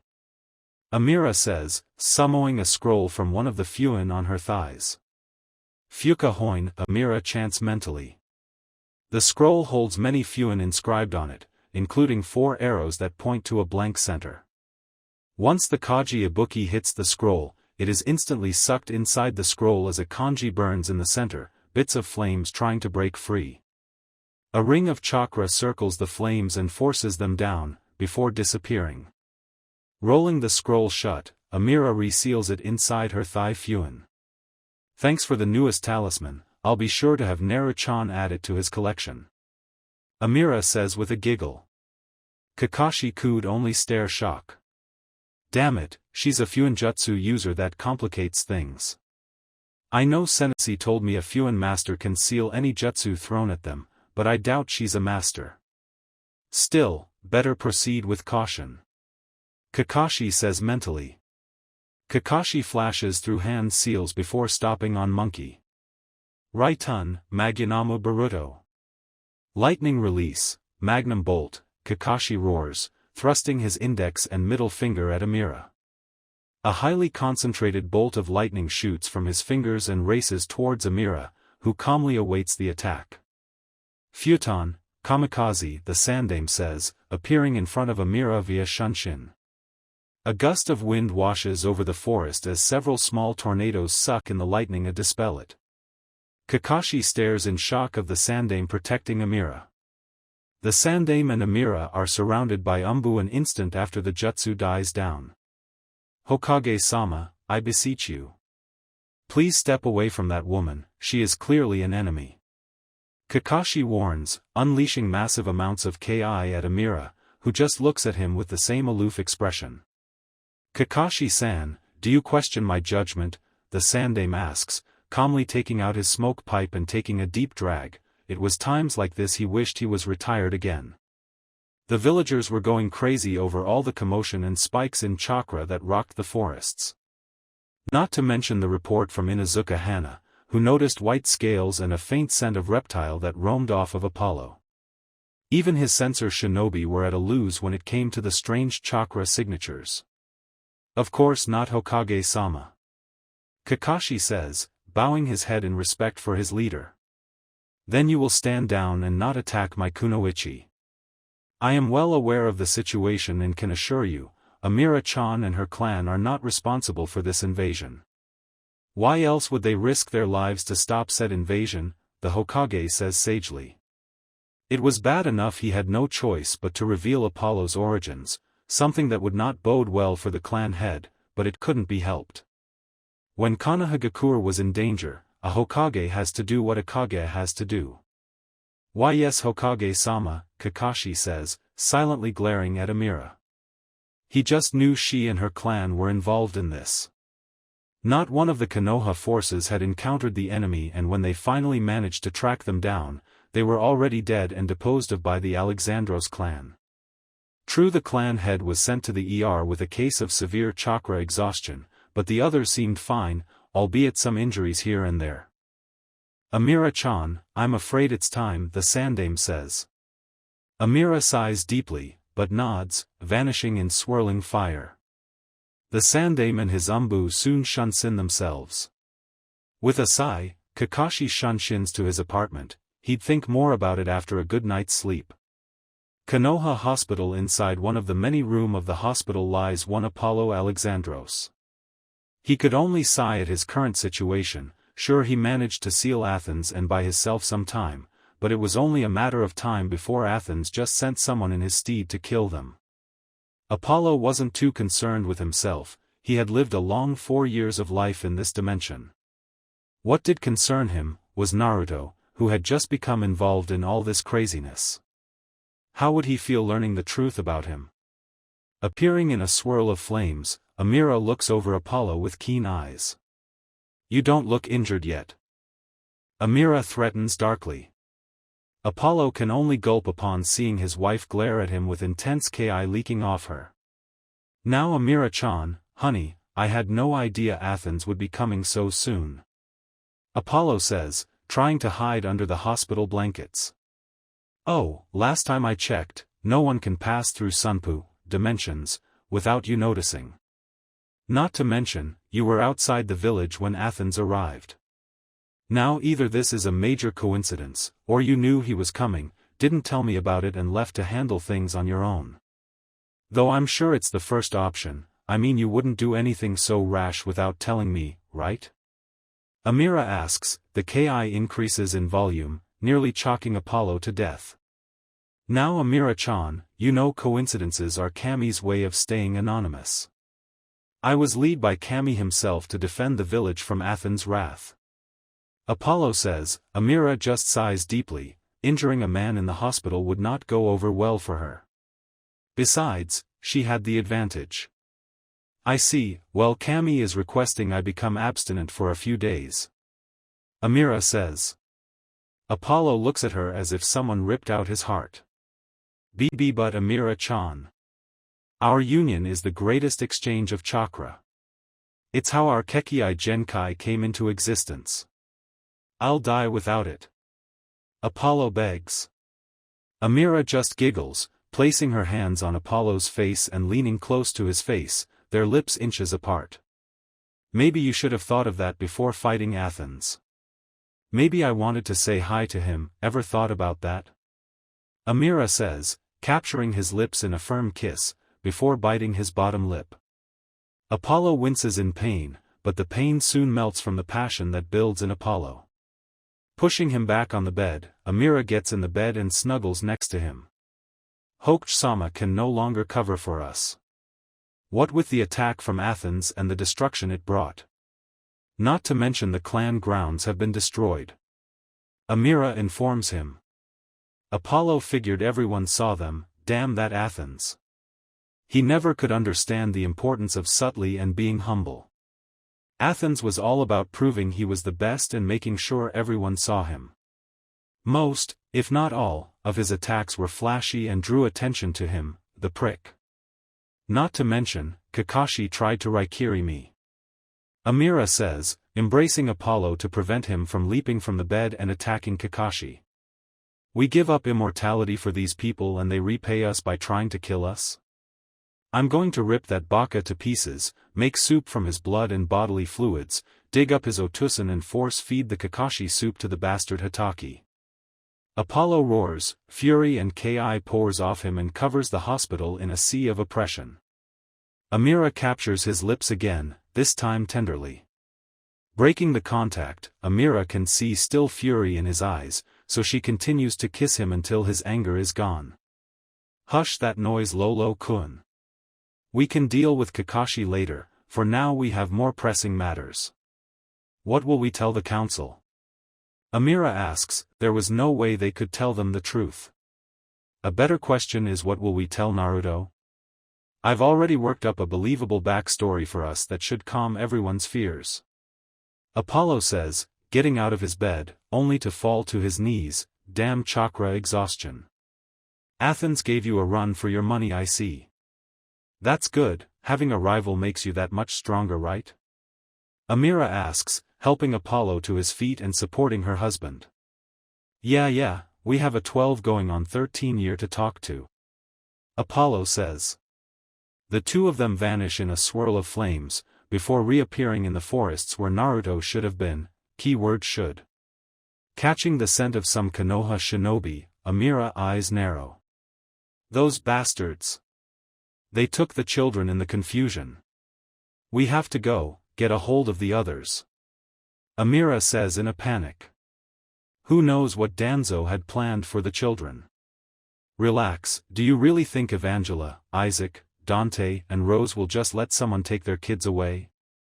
Apollo asks, sensing said people's chakra signatures closing in on the root umbu. Sniffing the air, Amira sighs in relief, before disappearing in a fire shunshin. Once Amira arrives, she is greeted by a bloodbath. Inside a deep crater, lies the bodies of root umbu. Sons of bitches tried to take the kids, but thanks to Roland Kun summoning me, we were able to save them. Unfortunately, Naruto-kun had taken some of the Draco sniper's weapons, but one of the umbu managed to flee with it. Not to mention, there's a Tenrai Fuin embedded in Naruto-kun's left wrist. Dante says, holding his sons in a fireman carry. Evangela holds Angel in her arms lovingly, making sure her baby was safe.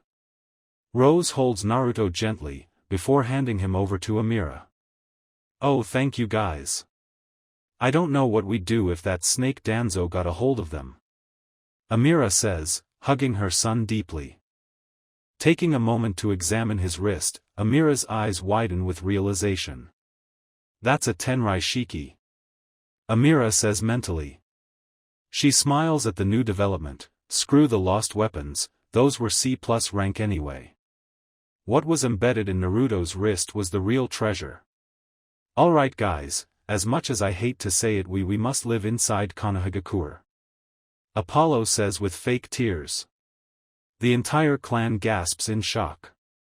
Man, fuck that shit, I'd rather be buried alive and take a dirt nap. Dante roars. Actually, dirt naps can be quite peaceful. It's almost like an isolation tank, but instead of water heated to match your body temp, you have dirt and rubble. Isaac replies, finding the idea intriguing. Look, I hate it as much as you do, but after today we can no longer claim clan privacy after Athens' little stunt. Besides, I've been meaning to relocate us into something a bit more spacious than tents. Apollo says. The others all groan, but agree, shunshining to Konoha. With a nod, Amira shunshins to the Hokage's office as Apollo follows her via dimensional shunshin. At the Hokage's office, the Sandaime Hokage is busying taking a few drags of his pipe. He was expecting company at any minute, so he had his umbu guard leave the office. He even set up several soundproofing fuins throughout his office and even searched it thoroughly to check for espionage fuin, something he found himself doing a lot ever since Apollo brought it to his attention. Honestly, that Danzo was getting rather ballsy in trying to learn about the Alexandros clan. Appearing in a flame shunsin, Amira appears with a now awake Naruto. Seconds later, Apollo climbs out of a dimensional hole and shows his respect to the old Kage. Ah, just the people I was looking for. As you know, the attacks from Athens was too close to Konoha to go unnoticed. Many people believed the Kyuubi had returned, what with all the yokai you were releasing, Apollo-kun, the Sandaime says. Naruto looks at his Otusan in shock. Yukai is a concentrated form of demonic or negative chakra. Only Jinchuriki or those exposed to high doses of said chakra can wield Yukai, so how was his Otusan using it? Otusan, what's going on? Who is this Athens guy and what does he want with us? I mean, in the entire fight, I never once saw the enemy attack Konoha. Naruto asks, Apollo could only sigh. It was now or never. Well, Naruto, I would first like to explain the importance of this secret. This is a SS rank secret, and if you tell anyone, I don't deem worthy of knowing, I'll kill you both. Apollo says with the utmost seriousness. Naruto gulps, but gains some courage. I swear Otosan would never betray your trust. Naruto says. Apollo smiles and decides to continue, all right. I ask that no one interrupts me, because this is a dozy. All right, I am not from this any shinobi nation, in fact I'm not even from this dimension. I'm from a place with many different names for it. Some call it the Tenrai dimension, some call it the astral plane, to make it simple we will call it the fourth dimension. See, there are many different dimensions and realities tied to this one world. The current dimension is called the third dimension. It is in this dimension that time and space work together in harmony. In the fourth dimension, these abstracts do not exist. There is no time, and space is manipulated like your natures are here. If one had the will and chakra, they could create planets in the fourth dimension, but on to pressing matters. Apollo says, pausing to catch his breath and allow Naruto to absorb the information. Third and fourth dimensions? Since when did being shinobi involve all this math? Now on to the enemy. The enemy is my ex-best friend, Athens. He is one of Kami's people. Apollo states, to that Naruto couldn't help but ask. Kami's people, you mean a Tenchi? Are you and Kazan also Tenchi? Naruto asks. Amira giggles and playfully rubs his head. You could say we were Tenchi. You see Naruto, when I was in the fourth dimension, I was bored. I mean really bored, I'm talking soul-shattering boredom. I mean sure, having full access to subconscious and complete control over my imagination was awesome, but I had fought all the battles I could. I had Amira to fulfill my need for love and I had my grace. Grace is something like I guess Kami's blessing. It gives you the ability to travel through dimensions and visit different worlds, but there were rules to having grace. Apollo says. One of the main rules, or at least the only rule I paid attention to, was not interfering in mortal affairs. Anyway, back to the reason I'm here. So I had everything a Tenchi could want, except for the only thing I ever wanted, children. I had an eternity to perfect my skills, to learn all I could, and eventually I got the feeling only a father or sensei can have. I felt the urge to teach, to pass down my skills to another generation. I secretly decided to do the unthinkable, I was going to teach a mortal all that I knew. I mean all the other Tenchi were too rooted in their ways to adopt my skills with theirs, and Amira long learned my skills. Through my search, I found you. For 8 years I watched over you, trying to decide if I would do it or not. It was due to the village's actions that I got the courage to leave. You see, leaving the fourth dimension for the third comes at a price for Tenchi. We lose our grace or our connection to the fourth dimension and may never return. Apollo says. Realization hits Naruto like a razandori, they gave up their grace, just to help him? How many more attacks can we expect? The Sandaime asks. Honestly, I have no clue. I managed to seal Athens in the fourth dimension, but since my sense of time is shot, I have no idea how long. If I had to guess, I'd say no less than 2 years, but he could easily send someone here for him. Athens is well known in the fourth dimension as Kami's voice. He's always boasting about how Kami talks to him and tells him what to do. Anyway, Athens has an army of about 25% of Kami's forces, putting it in numbers maybe the size of 3 Konohas and 1 Kyomogakure. Apollo says, before the Hokage can have a heart attack, Amira interrupts. No Apollo Baka. I was actually in Kami's army. 25% of said army is only 2 Konohas. Amira says, still that does little to ease the old man. Please tell me there is something we can do against Kami's wrath, the Sandaime says. In truth, the Sandaime couldn't blame Kami for being angry with the village. Hell, every day was a continuing struggle not to burn the place to the ground and rebuild from scratch. First, of course there is. Second, Kami isn't pissed at you. Despite popular belief, Kami is a pretty chill guy. He kind of just lets everyone do what we want and live with the sin when we die. And third, only Kami's people are pissed. See, Kami has a lot of things to do, and so he assigns people to help him. These people take care of the small stuff like filtering out prayers and whatnot. Athens is essentially the Kage of his own faction of Tenchi. Athens believes himself to be Kami's right-hand man and everything he does is Kami's will. Problem with that is, he assumes he knows what Kami wants, when he doesn't. Apollo says. Turning to Naruto, Apollo can see him holding his head down to hide his eyes. I understand if you hate us. We should have oomph. Apollo is interrupted when Naruto hugs him like his life depended on it. Naruto couldn't hold back his tears, to think these Tenchi gave up everything just to help him. They went against Kami's people themselves just to give him a decent life. Hate you, I've never felt so loved before in my life. Everything you gave and did for me, I swear on my Nindo, that I will protect the entire Alexandros clan from Athens and his Tenchi. Naruto declares, wiping the tears from his face. Amira wraps him up in a hug and kisses her son, she taught him so well. I'm glad you're so determined, Naruto, because I'm going to have to train you after your team meetings and whenever you have free time in the village. Now if you'll excuse me, I have a council to lie to. Apollo says, walking out of the door. Taking a bow, Amira and Naruto leave the office as the Hokage takes a puff of smoke and leaves for the council chamber. It had been 4 days since Athens' attack and the village of Konoha had yet to ease their fears. Word from the Hokage, they were training a new group of shinobi and kunoichi in the art of jutsu creation. All the lights and chakra spikes were the team hard at work, inventing jutsus to protect the village. While many believed their leader's words, there were those that believed otherwise.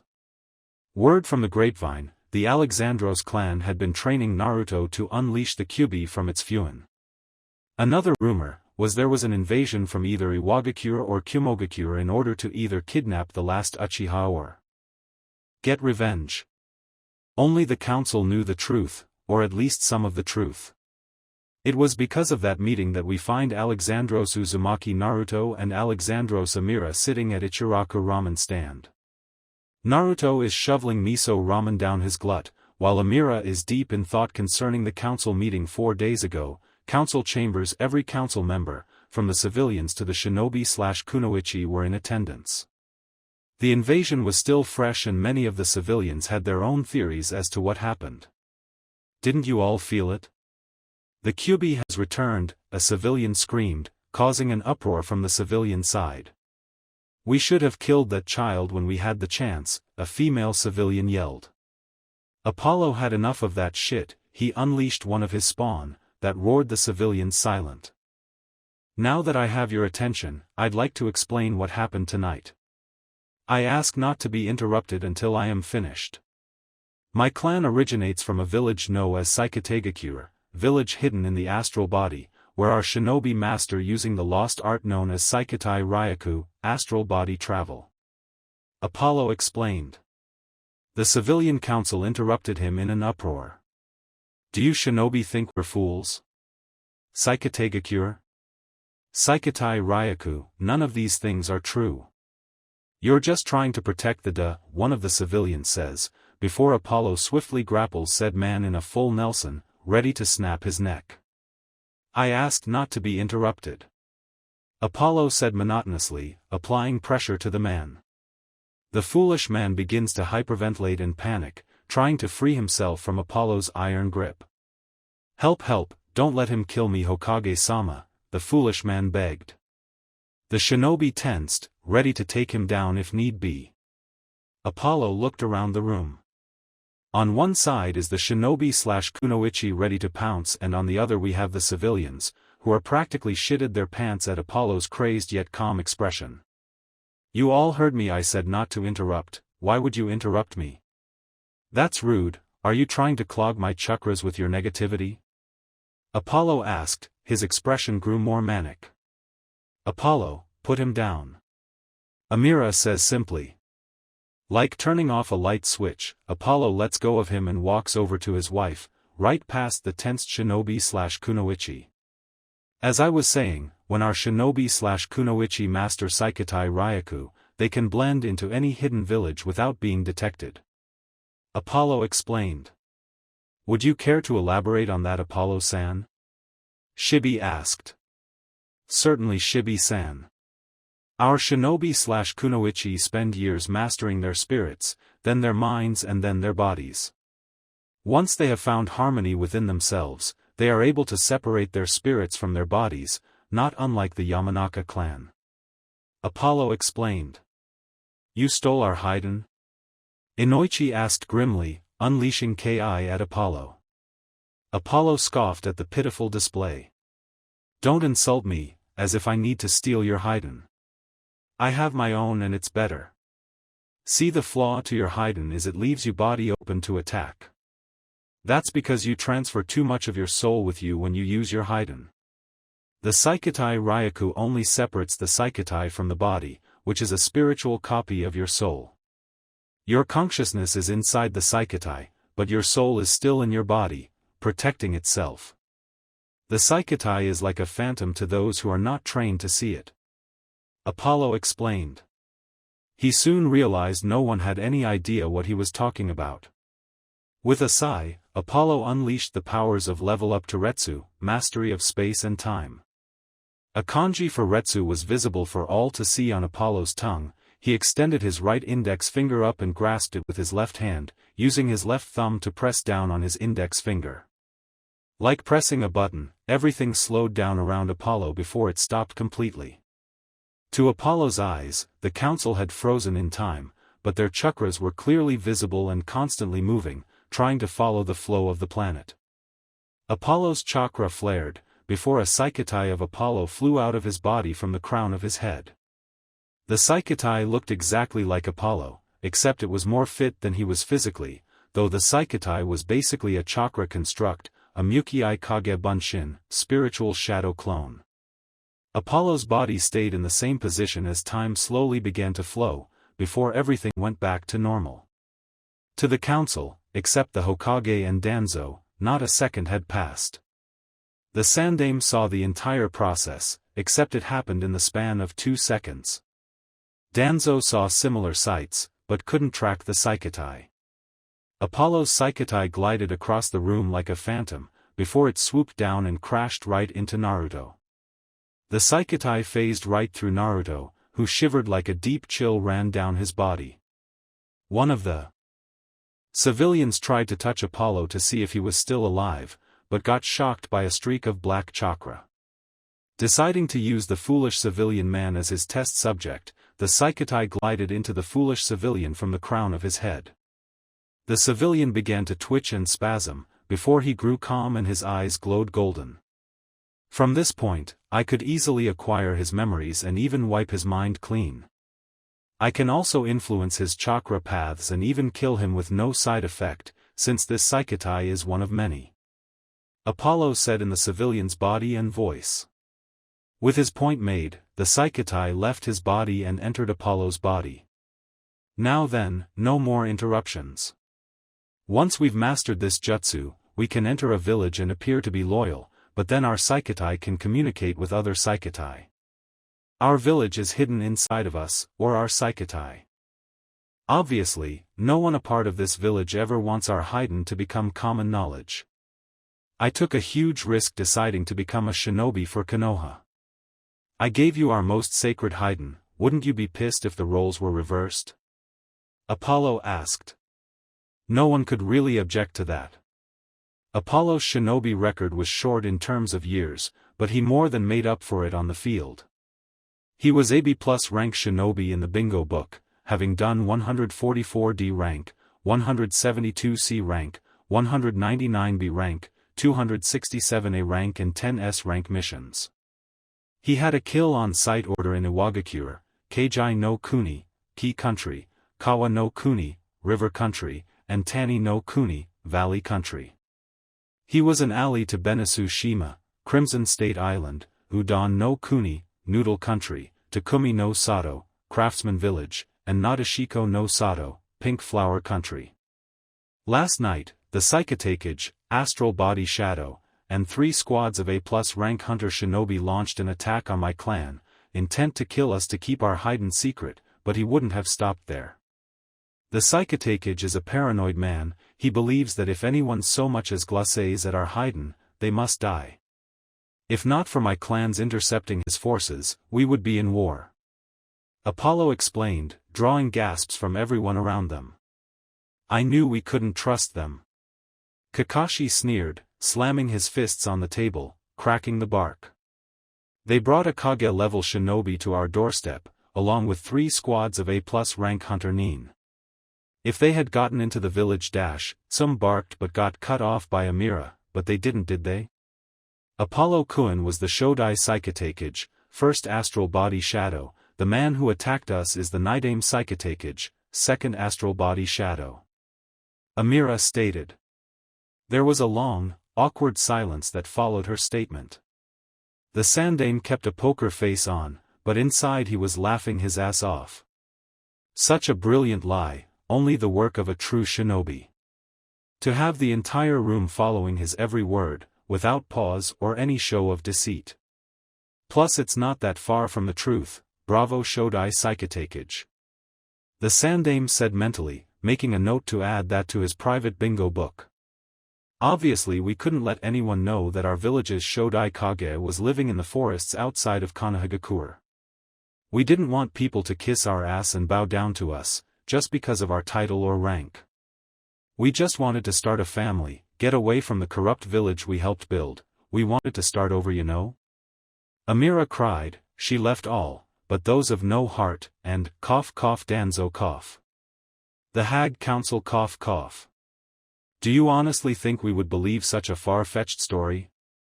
Danzo asked, not buying the story for a second.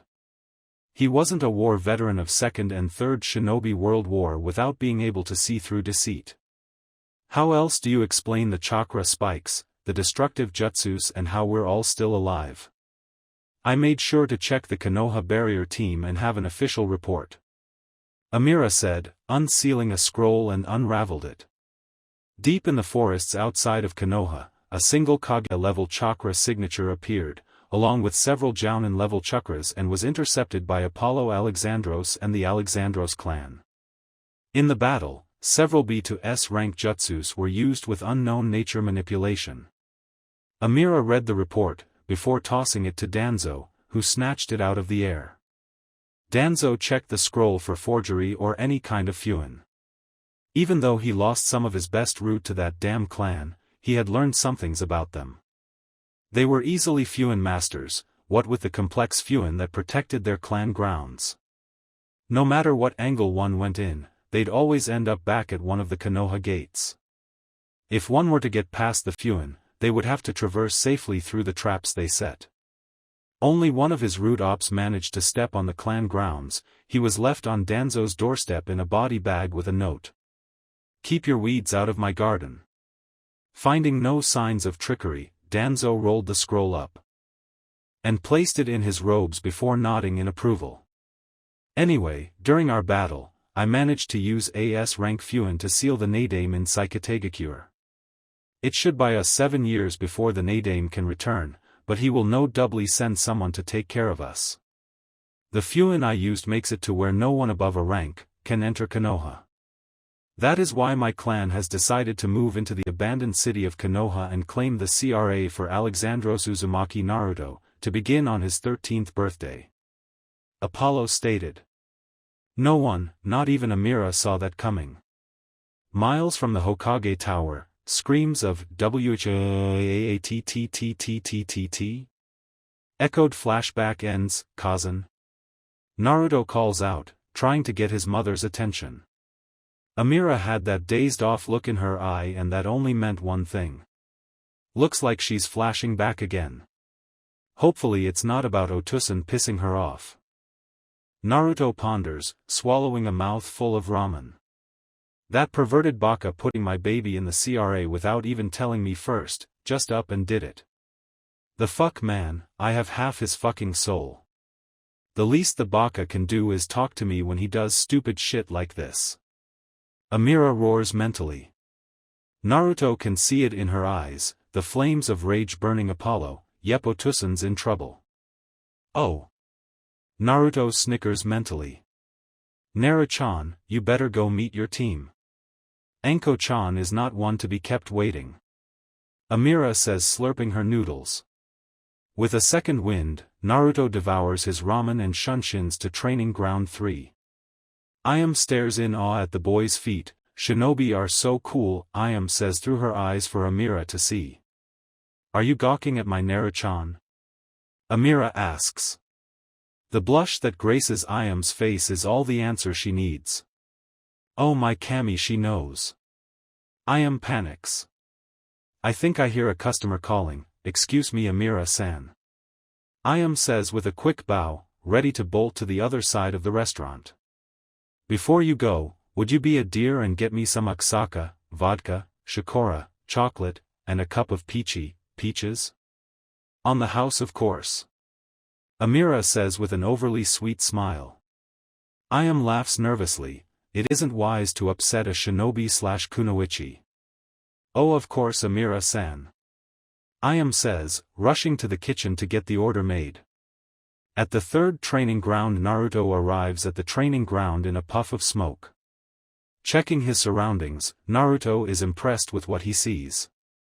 The third training ground is a portion of land with a view of mountains in the landscape and a large and deep river with forests in the both of its sides. There is a glade and in its center there are 3 stumps lined side by side.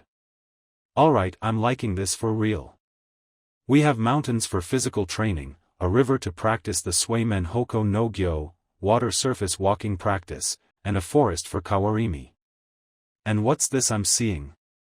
Subtle disturbances in the ground, they've booby-trapped the entire grounds.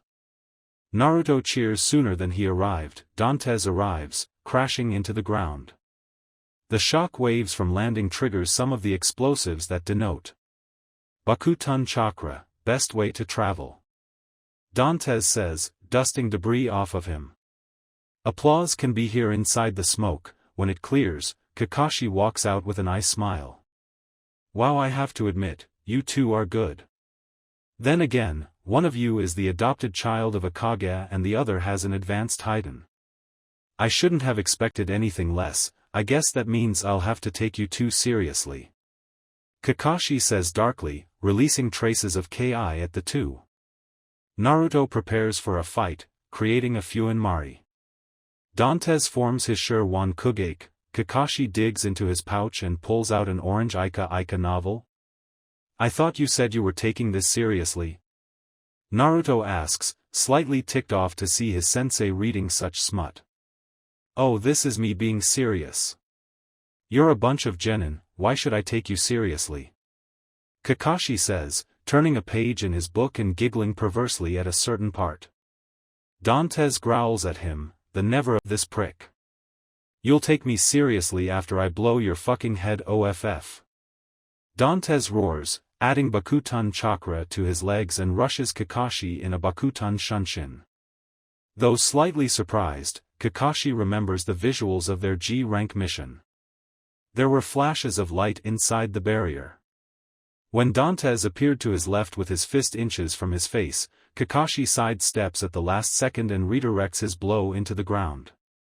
Dantes' Shirwan hook denotes, causing other explosives to go off, sending all of them flying back.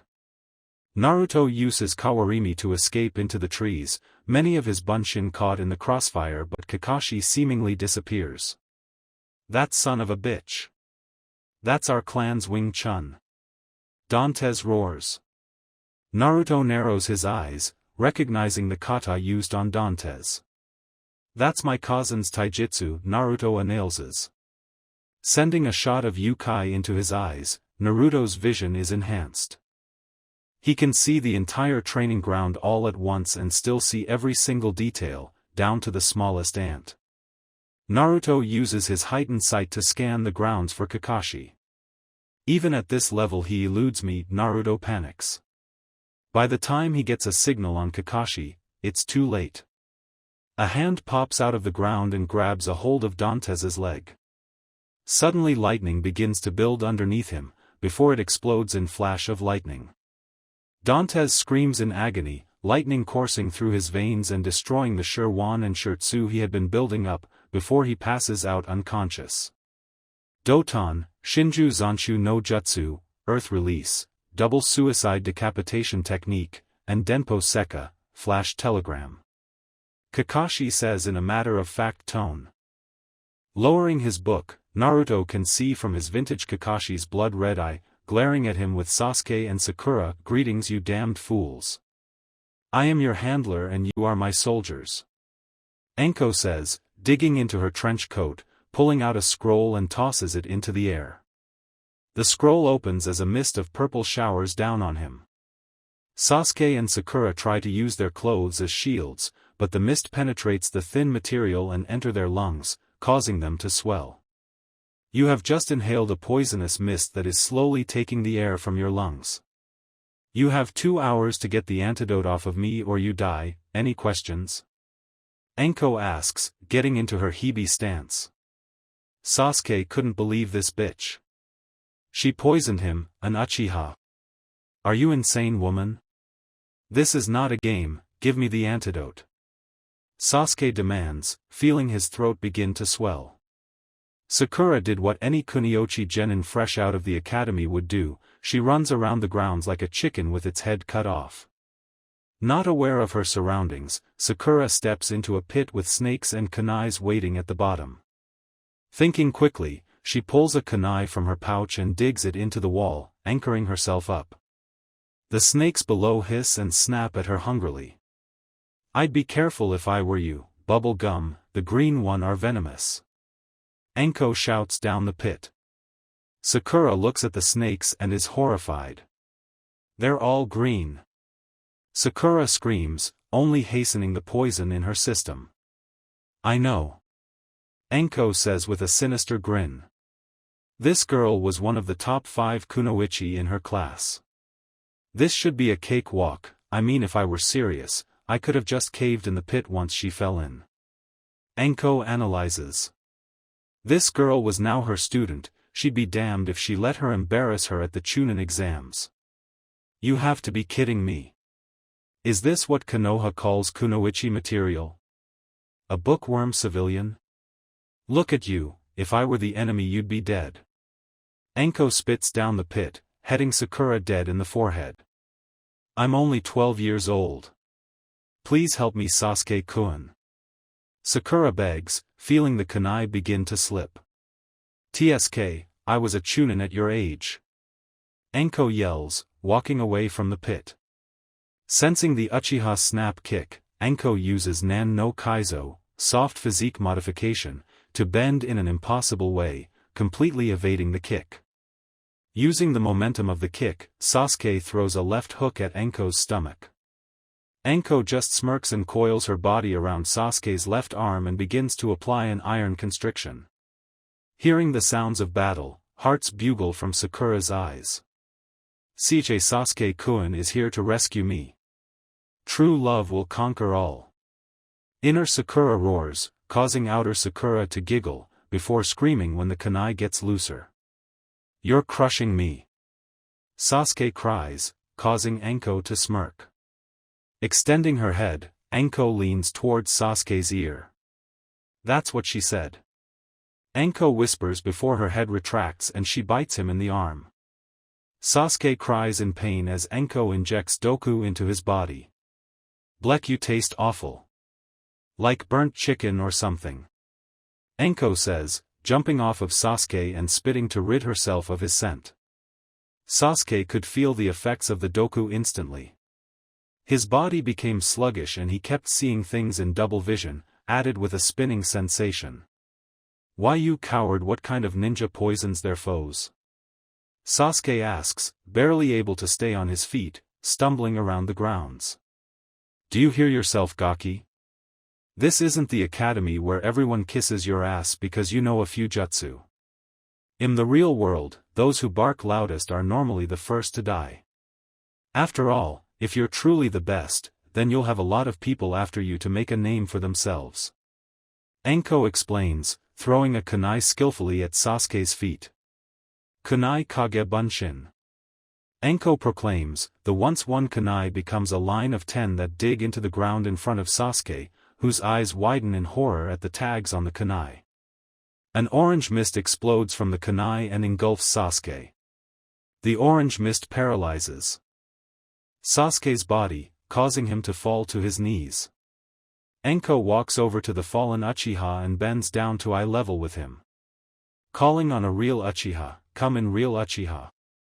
You are not Kami's gift to earth, you are not the holiest, nor are you the strongest. I understand your goal for revenge, hell I want to help you achieve it, but if you don't get that stick out your ass. Anko says, kicking him into the pit with Sakura. Sakura sees Sasuke's defeated form and the blood leaking from his arm and uses all her strength not to faint. Pulling another kunai with her free hand, Sakura digs it into the wall and uses her legs to catch and hold Sasuke, who is heavier than he led on. You're going to die long before you can achieve it. Anko says. What have you done to Sasuke-kun? Sakura roars, only for the Doku in her system to close her throat shut. Anko walks over to the pit and frowns. Is this all the last Uchiha and his fangirl can do? Sasuke won't be there to save you, bubble gum. The shinobi world doesn't work that way, especially for kunoichi. You need to learn independence and get your head out of the clouds. This isn't some game where you go around saving princesses and assassinating Nuke Nin, this is real. You're going to get yourselves out of this. Anko says, sitting by the pit and unsealing several dango sticks and some red bean paste. With Kakashi and Naruto, I have to admit, your skills in stealth are pretty bad. Kakashi says with a sweat drop. Naruto stands right in front of him, with his arms crossed. The boy had been hiding so well, why give up his location? Tisk like I need to hide from you. My cousin swatted your Raikiri like it was nothing. If she can do it, so can I. Naruto boosts with a smug smirk. Kakashi reels in his ire, seeing through Naruto's ploy to unnerve him. He's probably trying to get a response from me so he can apply that emotion genjutsu Amira uses. Kakashi analyzes before he smiles. You know, crossing the arms is a sign of defense, a person's attempt to hide insecurity. Kakashi says. Naruto tenses, expecting him to come rushing to attack him. What he got was a hand from the ground grabbing his ankle and pulling him under. I can't believe you fell for that, didn't I just defeat your clansman with that? Kakashi asks, noticing the smirk on Naruto's face. Gee golly Kakashi-san, I guess you're just too good for me. Looks like I'll just have to blow your ass up. Kamikaze. Naruto yells with an insane smile. Naruto begins to glow before he explodes in a sea of smoke and fire. Kakashi sides with caution and Kawarimis with a nearby log and not a second too soon. Bunshin Daibakuha? No, that wasn't a chakra explosion, it was more like an explosive tag. He's sending his Bunshin on kamikaze strikes? That's cunning, it must be the Kyuubi's influence, or maybe just Sensei's genes kicking in. Kakashi says mentally. Though no one can see it, a warm smile smears Kakashi's face when he thought about Naruto. It was like seeing his sensei and Kushina-san's spirit combined to make him. I'm truly impressed, Naruto. Placing explosive tags on your Bunshin and having them hidden underneath their clones makes them that much more deadlier. I guess I'll have to make sure they can't reach me. Kakashi says, putting his Ika away. Naruto shimmers out of thin air with 4 Kage Bunshin ready. Naruto looks at one of the Bunshin to his left, mentally gives it a command and does the same to the one on the right. Look to your left. Naruto says. Kakashi uses his perinatal vision to look to the left but keep Naruto in his sight. He sees the Bunshin remove his shirt to show a explosive tag strapped to his chest, before he puts his shirt back on. Now back to me. Naruto says, eerily. Kakashi follows his demand and sees Naruto giving him his foxy grin. Now look to your right. Naruto says. Kakashi looks to his right. He sees a Bunshin take off his shirt and reveals a well-toned torso with no explosive tag. Now back to me. Naruto says. Kakashi looks at him, seeing Naruto hold a familiar hand seal. You're screwed. Kage Bunshin no Jutsu. Naruto proclaims. A sea of smoke erupts from his location. I have to get rid of that smoke screen. Kakashi panics, pulling out a scroll and bites his thumb. Opening the scroll, Kakashi wipes his blood across it and applies chakra to it. Fuka Unido. Wind unsealing method.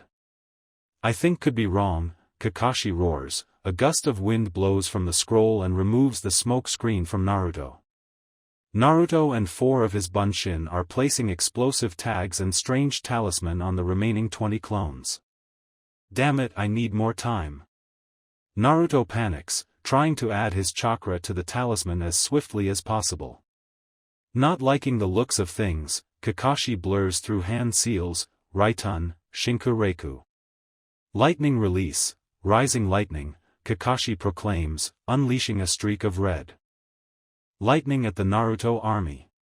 The Shinkureku swiftly mows through the Bunshin and makes its way towards Naruto. Receiving the memories from his Bunshin, Naruto sees how powerful it is and gets an estimate of how fast it was, just about 300,000 km per second. He only had 1 second to respond in time, more than enough for a shinobi. Naruto does a backflip and then kawarimis with a tree branch just as the Shinkureku passes and destroys the rest of the clones. The heat from the Raitun is so intense, it burns the smoke the Bunshin make when they dispel. Hanging from the limb of a nearby tree, Naruto pants heavily. All the chakra he put into his talisman Bunshin and Kage Bunshin was wasted, and it didn't look like Kakashi was tired in the least. Damn it. He defeated Dantes with 2 C-rank jutsu and saw through my smoke screen. I used about mid-jounin levels of chakra just to set that up. I'm down to genin levels. It'll have to be enough, time to get sensual. Naruto says mentally. He jumps onto the tree limb, bites his thumb and wipes it on his sleeve. A brown scroll appears in a puff of smoke. Naruto opens it and wipes his blood on the sheet. From the scroll, countless fuins spill from the center, before spiraling into a vortex. From the vortex, a humanoid husk of fuins crawls out. Naruto touches the fuin husk and the husk becomes a replica of Naruto. Kakashi appears in a puff of smoke next to Naruto and his replica and smashes them both with a goken, strong fist, dropkick. One goes up in smoke and the other crashes to the ground and skips on the ground like a rock. Kakashi shunshin next to the downed Naruto and kicks him in the ribs. Naruto screams in pain as his body tumble rolls before stopping a few feet away from where he was. Kakashi stomps on both of Naruto's hands, crushing them and rendering them useless. Naruto sucks in the gasp of pain, not wanting to give Kakashi the sanctification. It looks like you're the genuine article, too bad your hands are crushed, no jutsu for you. Kakashi says, pulling out his Ika to read. IMG going to be burned, stupid book.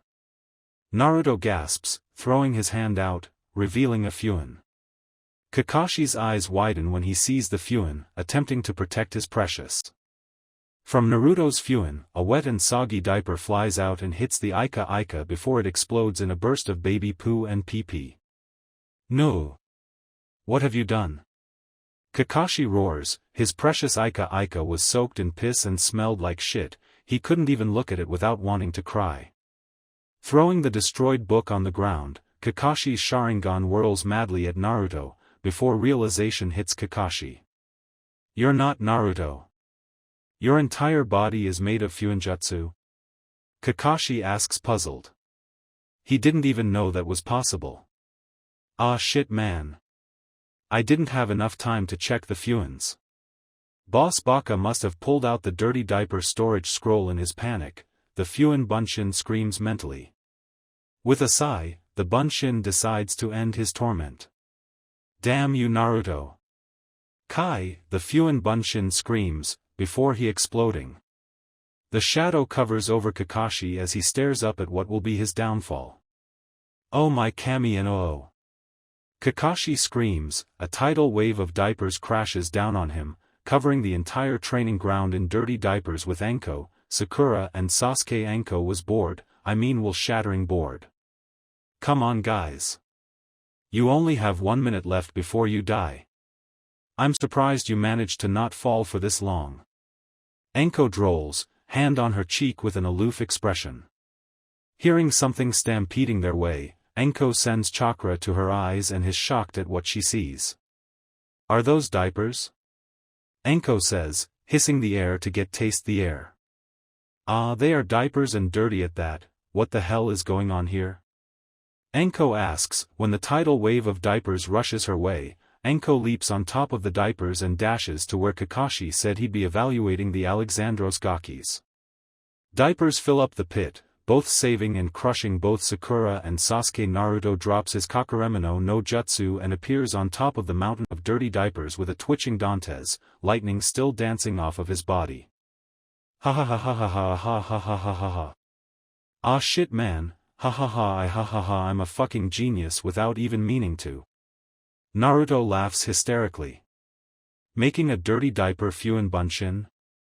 Kit, you have made me so proud, a trickster after my own heart. Chakra. Kyubi roars with laughter. So you're responsible for this? Anko says, appearing behind Naruto so swiftly, he couldn't sense her until she said something. Before he can move, Anko has a kunai to his neck. You didn't forget about little Oelmi, did you, Kit-kun? Anko asks, lightly cutting Naruto's neck as a trail of blood leaks on the blade. Anko's tongue extends and licks the blood off the kunai. Fox just might become my favorite meal. Anko whispers in his ear. Several snakes slither from her sleeves and coil around Naruto's neck and joints. Sanaijashu. Anko whispers in his ear, before biting his neck. Naruto doesn't even flinch. He had been stabbed in the neck many times during training. Noticing her doku being rejected, Anko pouts. You're immune, I see. That's okay, just makes it more fun for me. Anko says, rising her hands to the sky.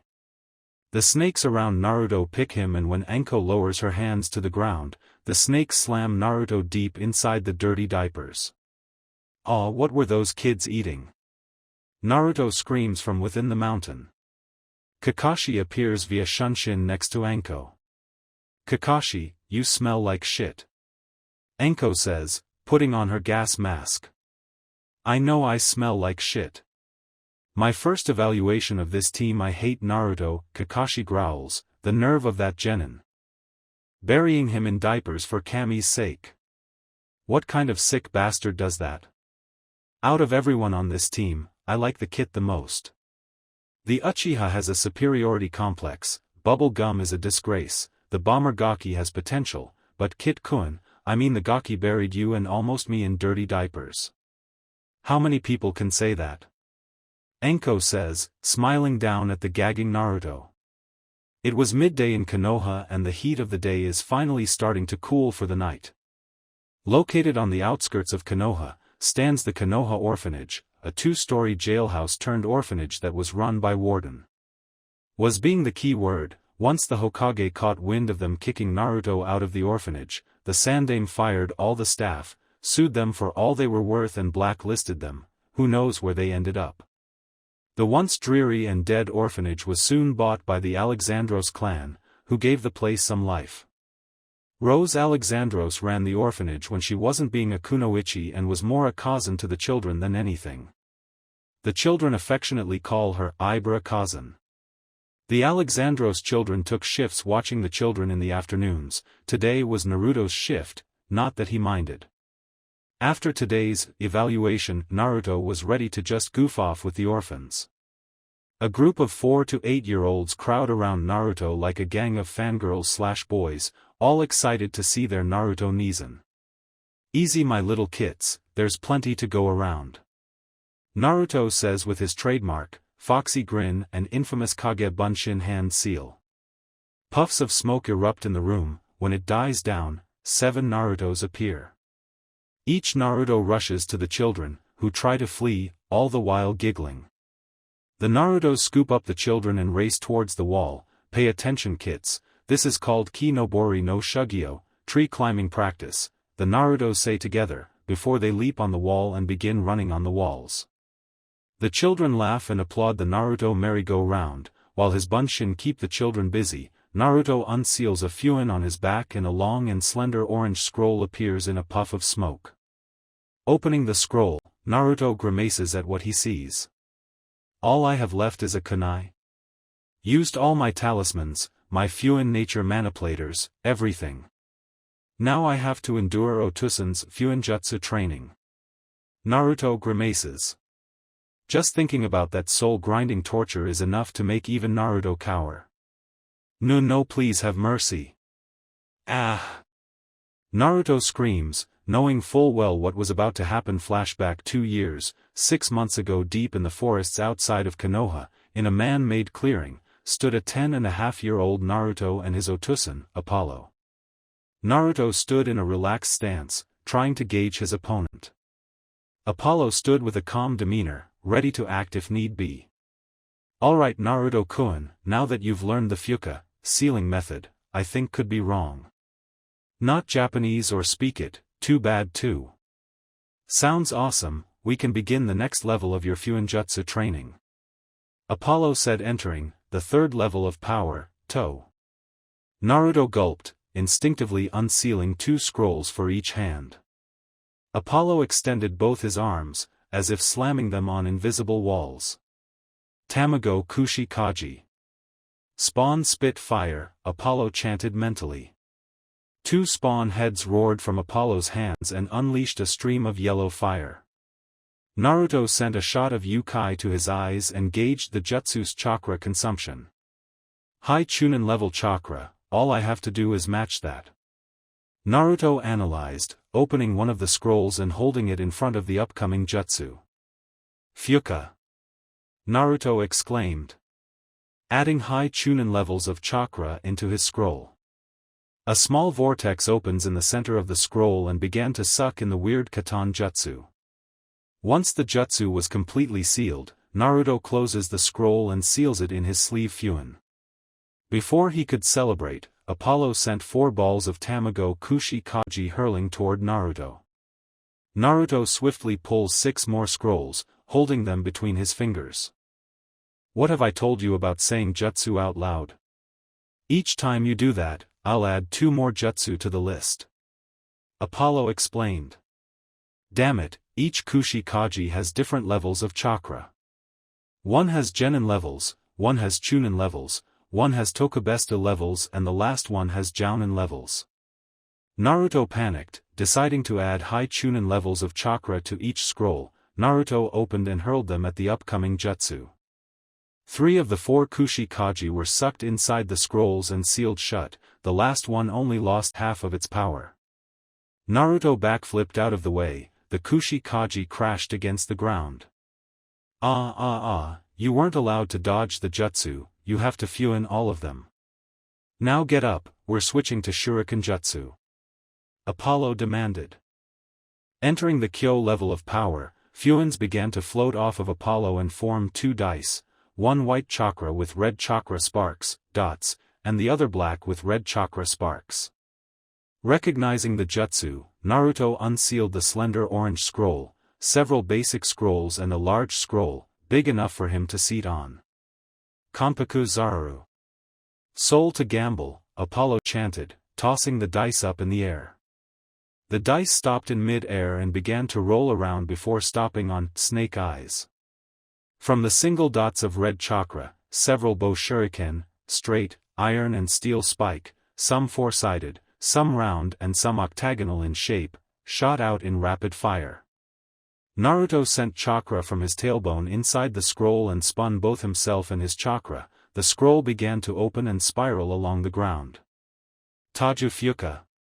Multiple sealing method, Naruto proclaimed mentally, clasping his hands together. Stopping on a dime, the scroll sheet coiled around Naruto in a cone of protection. When the bow shuriken crashed against the cone, they were almost immediately sealed into the scroll, not a single tear could be found in the material. Inside the cone, Naruto was pumping out his chakra at a constant velocity. His chakra whirled around him in an azure twister, ever fueling the scroll. After a few more volleys of bow shuriken, the dice stopped and fell into Apollo's hand. Rolling them around in his hand, Apollo looked at Naruto with pride. I see you have a full understanding of how the Fuka works. In order to seal a jutsu, you have to match your chakra with the chakra levels of the jutsu. Too much and the jutsu will bounce off, and explode in your face. Too little and your scroll will be destroyed. Now get ready, I'm feeling real unlucky today. Apollo said, tossing the dice back into air.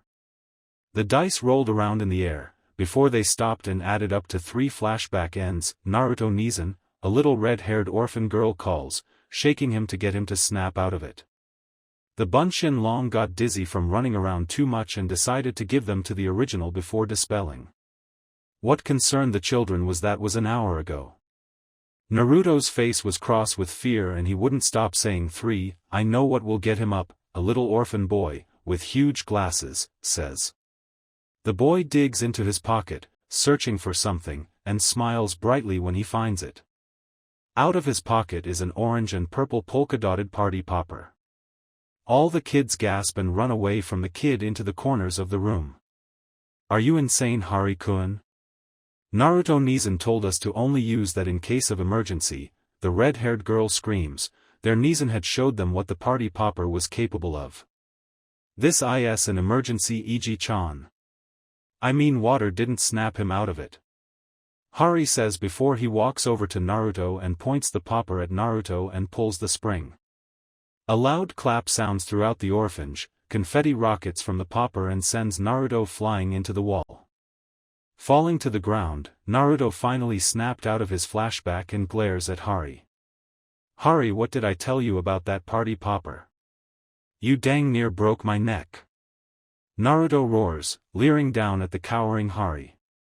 I am sorry, Naruto Nizan, but you were scaring us.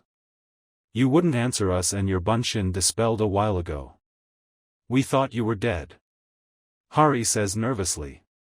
Naruto sighs and rubs the back of his neck. Yeah, sorry about that. Naruto says with a goofy chuckle. The kids look at him for a moment, before they all smile and dog pile on him, burying him in a mountain of kids. Hey, no fair, you guys are on my hands. Naruto says with a hearty laugh. It was the first rule you taught us, Naruto nii, always aim for the hands, a purple-haired orphan girl says, holding onto his arms for dear life. Rose, who is dressed in a dress made of rose bushes, a white corset and a black/white mini-top hat on her head, walks into the room and can't help but giggle. Children, I'd appreciate it if you didn't maim the help. Besides, Naruto Nizan has to meet his Otusan at the Rusty Dagger. Rose says. The children reluctantly get off of Naruto. When will you be back, Naruto Nizan? The purple-haired girl asks, saddened. Naruto smiles and brushes her hair with his hand. As soon as I can, until then I have presents for you guys. Naruto says, unsealing pink scrolls for all the children. Adding churka to the scrolls, candy pops out, much to the joy of the kids.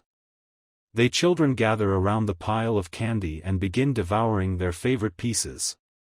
Thanks for jacking them up on sugar, Naruto-kun, Rose says with a sigh. Naruto rubs the back of his head and laughs nervously. What can I say? I have a soft spot for orphans. Naruto says, before shunshining away.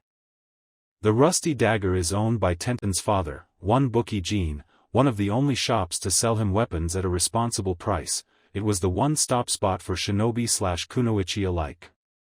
Appearing next to a 2-story log cabin with a huge cleaving dagger on a sign that reads, Rusty Dagger. Once inside, Naruto is greeted by Tenten, who puts down her issue of Tactical Life. Well, if it isn't Naruto-kun. Here to gloat about your first G-rank mission? Tenten asks, not hiding her envy. Is that a hint of jealousy I smell? Such a strong fragrance you have, Ten-chan. Naruto flirts, causing Tenten to blush slightly. You're damn right I'm jealous. I had to do freaking D-rank missions for a year and you don't even have to do one, so not fair. Tenten says with a pout. Naruto chuckles and places a finger on Tenten's lips. No need to pout, Ten-chan, I hear every genin squad will be put on G rank starting next week. Naruto says, taking his finger off Tenten's lips and flicking her nose softly. Tisk, it's still principle of it all. I mean, what happened to tradition? Tenten asks. Things change, Ten-chan, even some traditions. The human will to survive outweighs all other beliefs. Naruto says sagely, before he shakes his head to rid himself of the programmed saying. Tenten giggles at Naruto, that guy has no idea how cute he can be.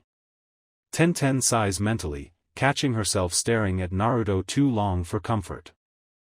So what brings you here, Naruto-kun? Tenten asks, trying to hide her face behind her blush behind her magazine. Well, after my team evaluation, I'm completely out of weapons and scrolls. Do you have any blank scrolls I could buy off ya? Naruto asks, leaning on the counter to try to see what Tenten was reading. Trying to hide her blush, Tenten moves away from him. Sorry, but Yoro-tusan bought all our scrolls, but we do have a new section of ninjutsu scrolls, courtesy of your clan, that you can have. We set up a tab with your father, so you can have up to 4 ninjutsu scrolls a day. Tenten says. Upon hearing that, Naruto looks around the shop. There was the weapon aisle, teeming with kunai sets, shuriken sets, in all shapes and sizes, katanas, daggers, sickles, halberds, bow staffs, whatever weapon you could think of. There was the clothing aisle, teeming with shinobi garb, now that I'm officially a genin, should dress more modern. Though practical, I still stick out since no one dresses like this. Naruto ponders, before his eyes widen with shock. There was an aisle dedicated to ninjutsu, but not just any jutsu, Alexandros jutsu. As if on cue, Apollo walks out of the storage room with piles of scrolls.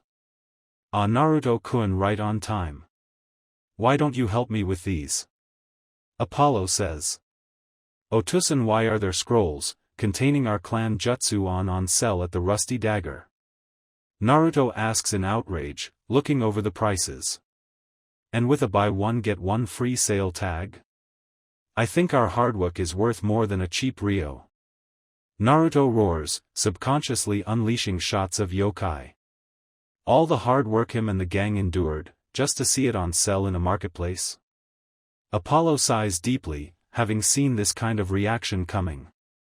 Unleashing waves of calming green chakra, Apollo places a hand on Naruto's shoulder.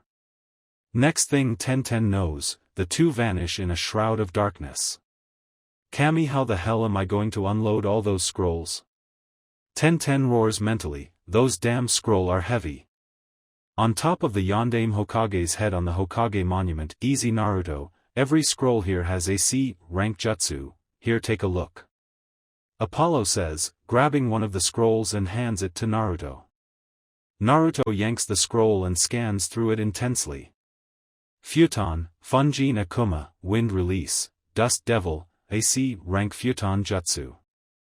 The user generates a small whirlwind that kicks up dust, covering the user and possibly blinding the foe. Naruto reads aloud, vaguely remembering said jutsu. Wait a minute, isn't this the jutsu you had me learn in order to learn about Futon Chakra? Naruto asks. Apollo just chuckles, no, you're thinking of Soyakaze, Zephyr, that's sold separately, as if I'd sell anything dangerous to these people. Apollo jokes, causing Naruto to laugh. He should have known really. So why give them anything? You made it gravely clear to me that secrecy is a shinobi's greatest strength and weakness.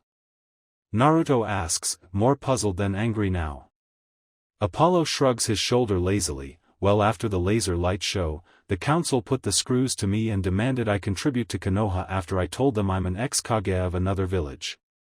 I figured giving them the basics couldn't hurt too much, throw a little razzle-dazzle in there.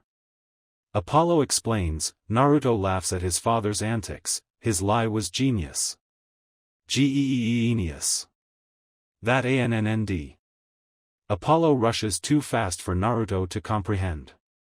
I'm sorry, what was that? Naruto asks puzzled. It sort of sounded like he put Naruto on the clan restoration act, but that's crazy. Amira would sooner burn Apollo's balls to ash than let him put Naruto on that act. All I said was you're going to love your new home. Apollo says, scuffing Naruto's hair. The duo leap off the monument, land on a sturdy tree limb and dash deep into the forests. Speaking of new home, the once abandoned city of Konoha, hidden behind the Hokage monument, was a testament to the Shodai Hokage's ability. The forests behind the monument were far more lavish and bountiful than anywhere else in the entire village. Naruto could smell it. Can you believe they kept all the log cabins intact? Apparently, back in the Shodai's day, people lived in log cabins. Apollo explains, placing his hand on Naruto's back. They both look at the old Konohagakure, finding this place much more fitting of its name. The log cabins look fresh, seemingly unaffected by time. Some tall, some short, some look more like trees than homes. It was like a village for wood sprites. Well, that moment is recorded. Get to your Fuin training. I want every cabin and tree within a 5-mile radius to be Fuined. Apollo says, walking to one of the cabins. Training my ass. Treating me like a free security system, cheap bastard. Naruto grumbles, making 40 bunshin and mentally gives them their task. The star-kissed night sky graces Konohagakure with a veil of mystery, but none more than the old Konohagakure. The Mokuton enchanted trees gleam violet in the light of the half-moon and prove the perfect cover for a shinobi/kunoichi. It is in the old Konoha that we find Naruto, Amira and Apollo joined in a meditation circle, while triangle in their case, with a red quartz crystal ball in the center. The trio were deep in their meditation, each channeling certain kinds of chakra inside their bodies. Apollo channels the natural heat in the air into his body, deep red and orange embers burn off his body. Amira channels both heat and atmospheric electricity into her body, ember sparks and crackles of light blue electricity dance off her body. Naruto channels the night wind around his body in a whirlwind, seemingly having the most difficulty. The whirlwind would lean too fat to one side, until Naruto centered it as best he could. Suddenly, the whirlwind becomes too chaotic and explodes. Before being sucked inside the crystal ball, a small twister forms inside it. Even with his years of Fuinjutsu training, Naruto stares boggled-eyed at the crystal orb. Naru-chan, it's about time we showed you the next stage in Fuinjutsu, Shoton, crystal release. Shoton is a rare nature manipulation that can crystallize any physical material, rendering Doton, Suiton and even Mokuton useless.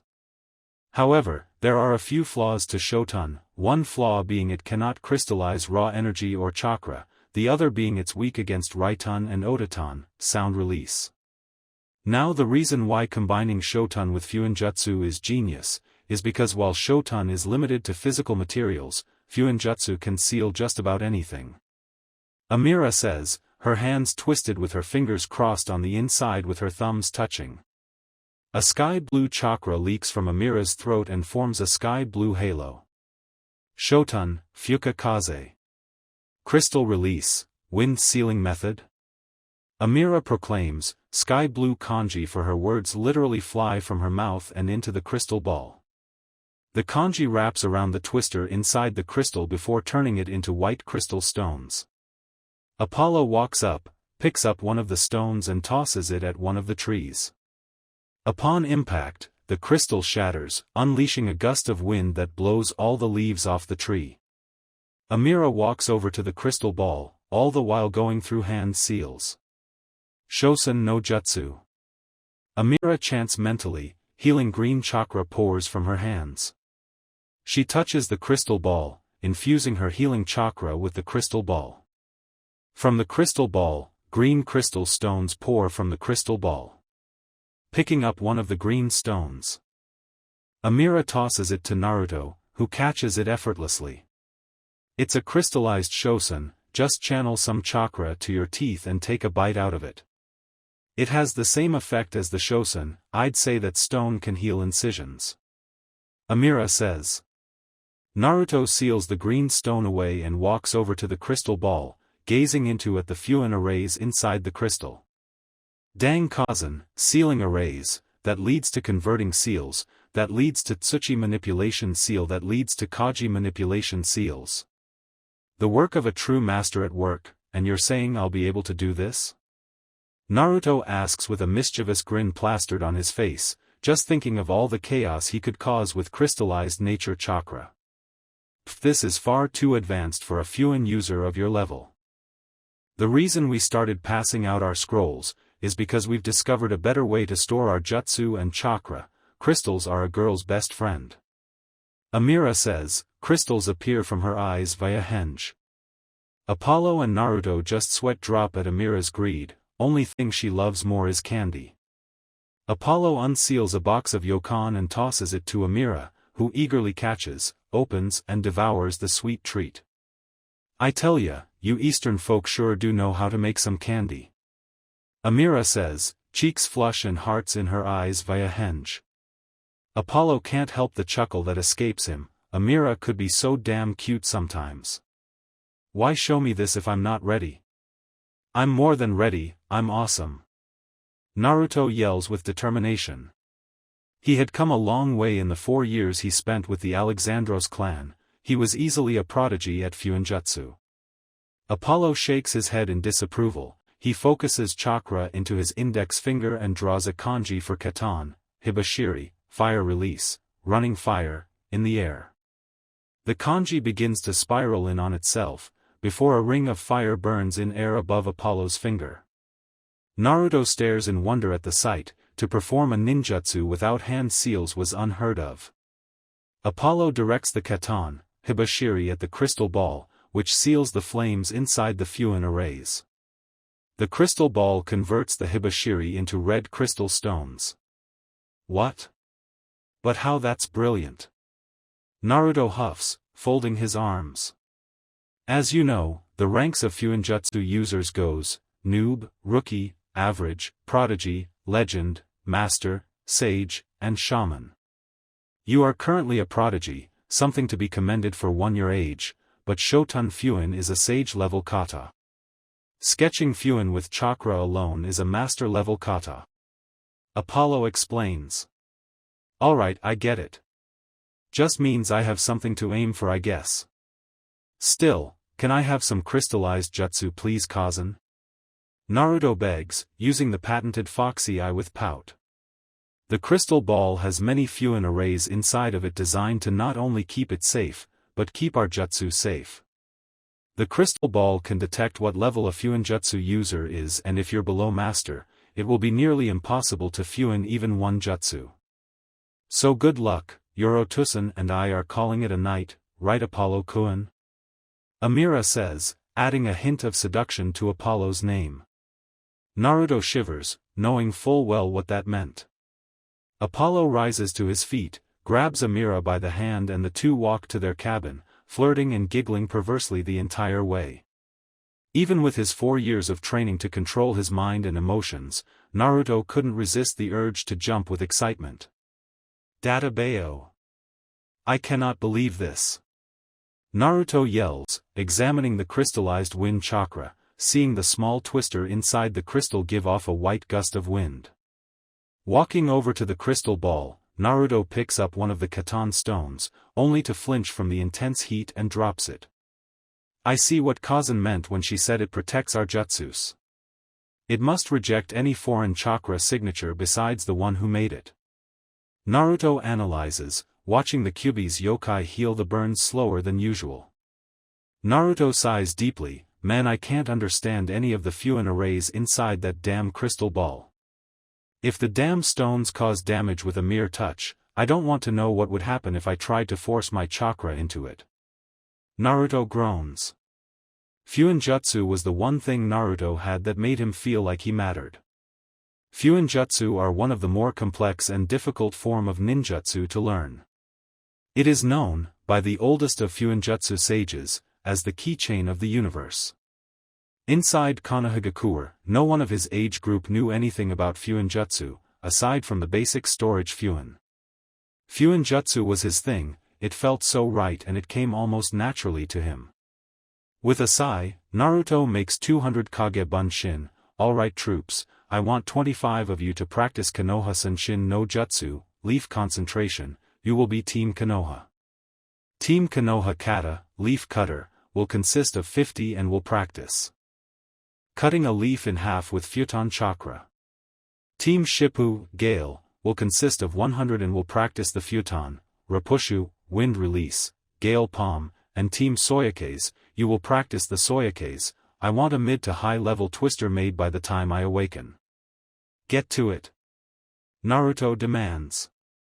The Kage Bunshin all salute before they break into their assigned groups and begin their tasks. With his Kage Bunshin off working on his usual midnight training, Naruto sits in full lotus and starts to meditate. Amira-chan, my love, please have mercy. Apollo screams from his log cabin, just before dazzling flames shoot from the cabin and instantly sets it ablaze. Out of the flames, Amira walks with a strong and deadly stride, Apollo being dragged by the collar. Her amethyst eyes burn with the crimson flames of rage. Naruto looks at the scene in horror. That bastard really did it, he put me in the fucking CRA. Naruto roars outraged. That's not all he did, tell him now, Amira demands with an eerie overtone. Apollo cowers under Amira's glare. I made a deal with Takigakure, village hidden by a waterfall, to sell them some of our, or more importantly my jutsus for their Jinchuriki, 1 fu. Nothing above C rank of course, a guy's gotta have his secrets. Apollo says, but the scowl on Amira's face doesn't leave. Tell him everything. Amira demands, causing Apollo to gulp. I may have included in the deal, that fu would be your bride. Apollo says, poking his fingers together.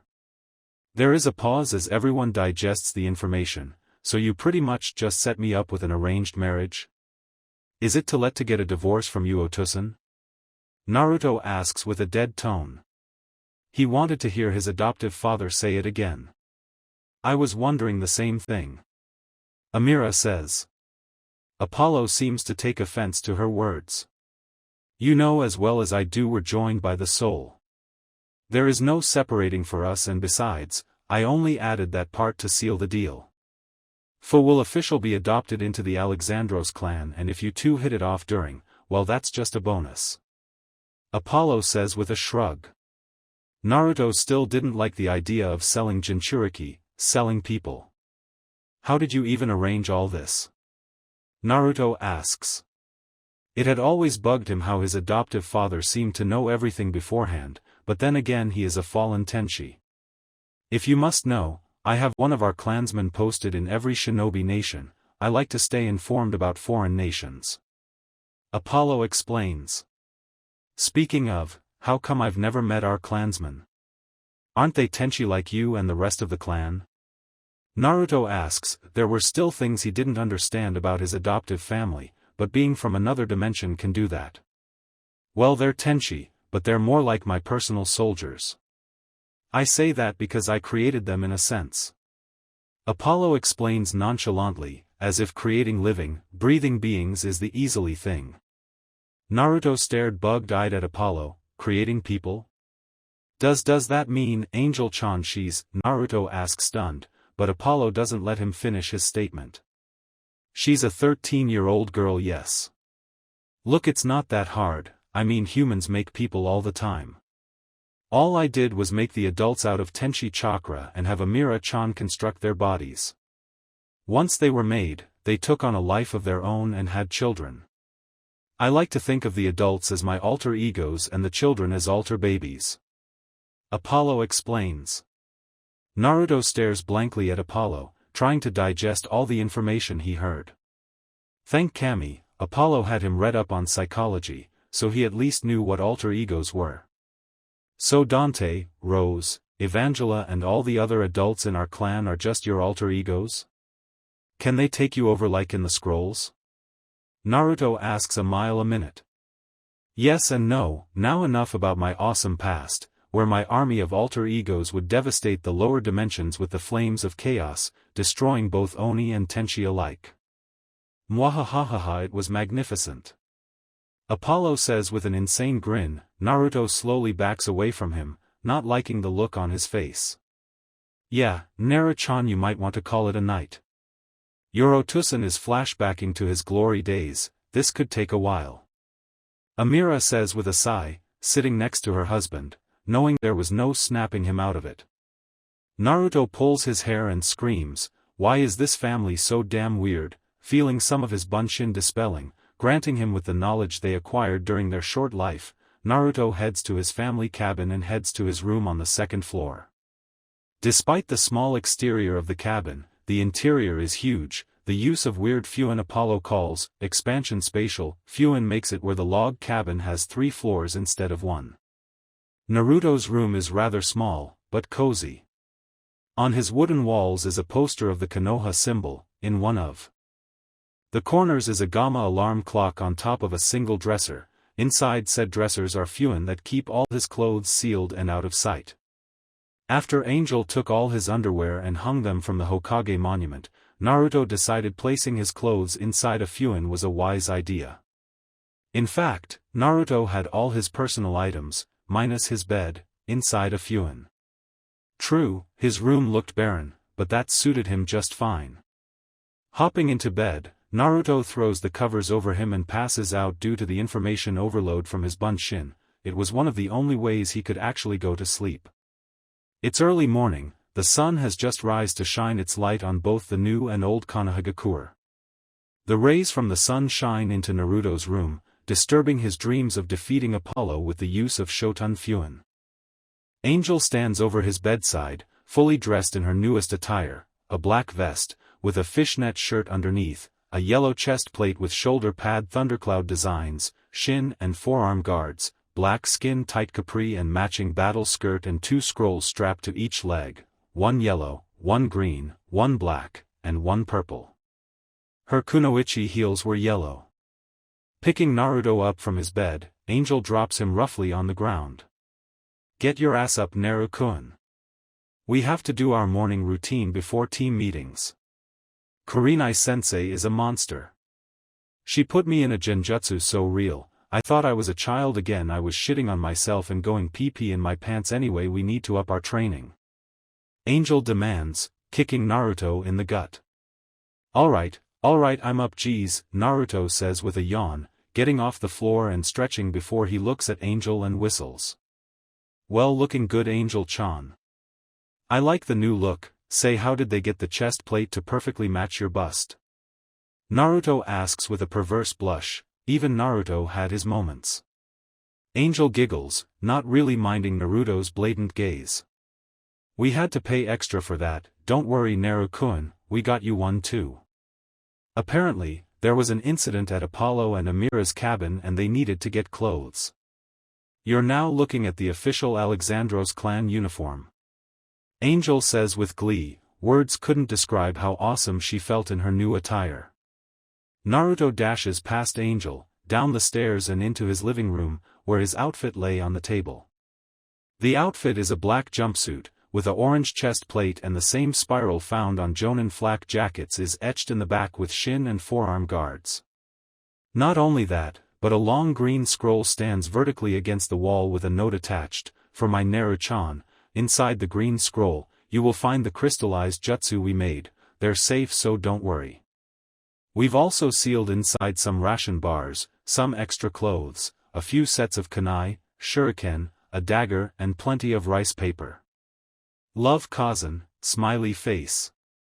Naruto chuckles before he heads back upstairs to the bathroom to wash up.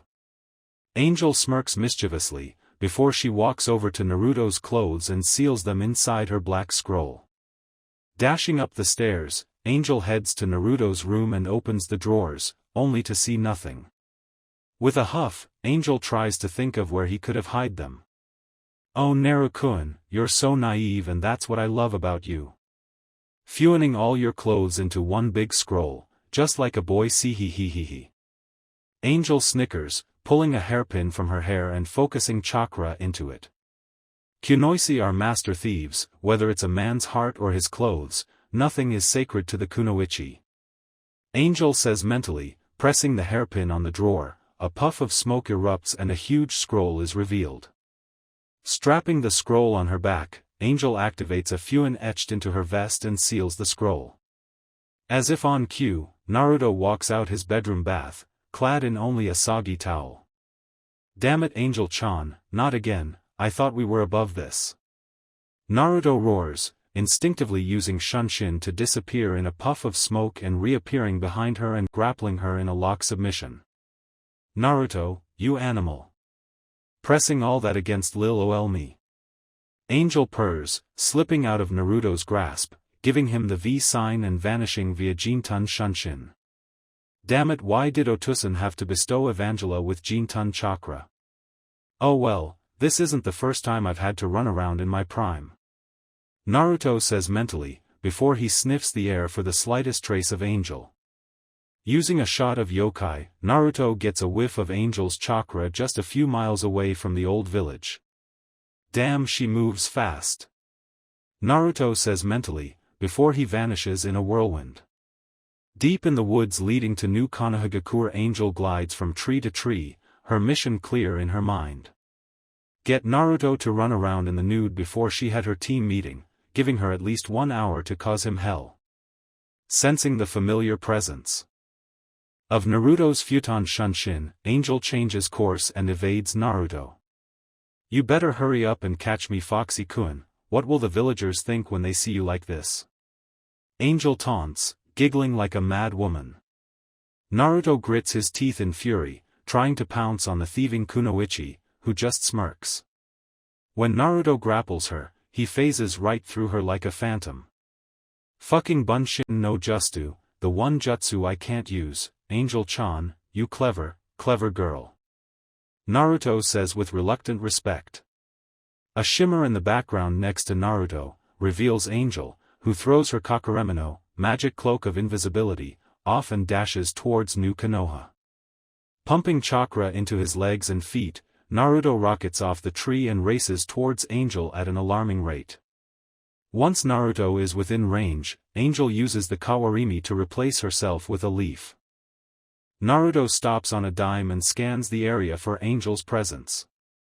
Naruto puts his hands before the lower part of his breast.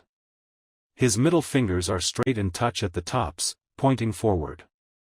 The other fingers are bended and touch at the upper 2 phalanges. The thumbs point towards him and touch at the tops. And, if it helps, think of this hand seal as Naruto making a heart with his middle fingers pointing up. Try it, who knows what it could lead to. Channeling chakra into the center of his forehead, Naruto opens his Shingon, Mind's Eye, and scans the area. Goth-cha.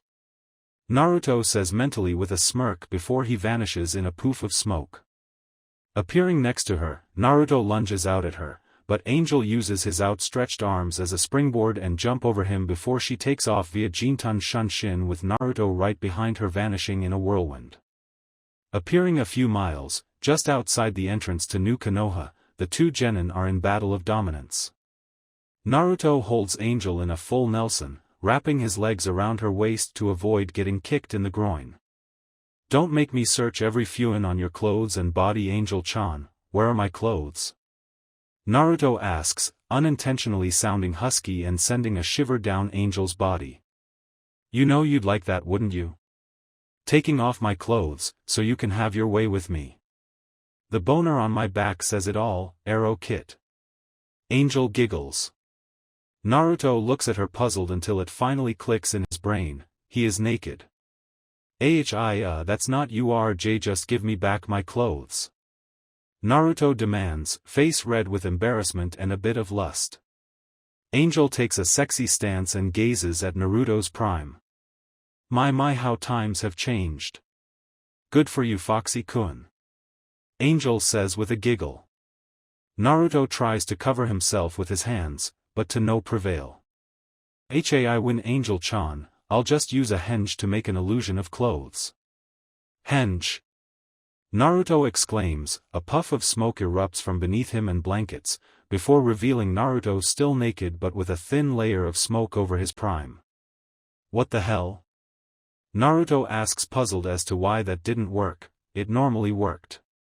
Yeah, that would be me.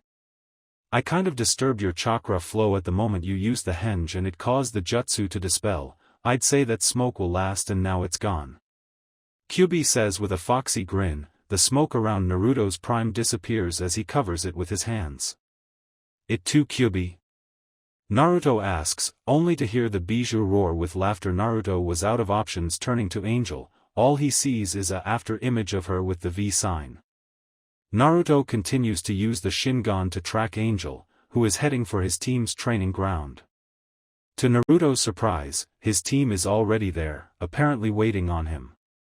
Looking to the sky, Naruto uses the sun to determine an hour had gone by since their chase. They both had team meetings. A whirlwind whirls around Naruto, who visualizes the third training ground and vanishes. Third training grounds with Team 7, you know, I may not be one to talk, but it's kind of annoying that Naruto is later than I am. Kakashi whines, he had to get up 3 hours early just to visit Obito's grave and make it on time. Even Anko was a bit irritated. She had to dig into her emergency dango just to keep from tracking him down and dragging him here, painfully of course. Naruto baka, keeping us waiting. I bet he's doing something perverted with that Alexandros girl. Sakura says, sitting next to one Uchiha Sasuke, who wasn't paying attention, until Angel was mentioned. Angel is a kunoichi, she wouldn't degrade herself with an urchin like the dobe. Sasuke says. TSK don't hate Sasuke, we all know you're hot for Naruto. Dantes jokes, earning the ire of Sakura and Sasuke. Before anyone can comment on that, Angel appears and unseals a huge scroll on her back. Anko-sensei, would you be a dear and take this for me? Angel asks, handing the scroll to Anko before leaving via Jintun Shunshin.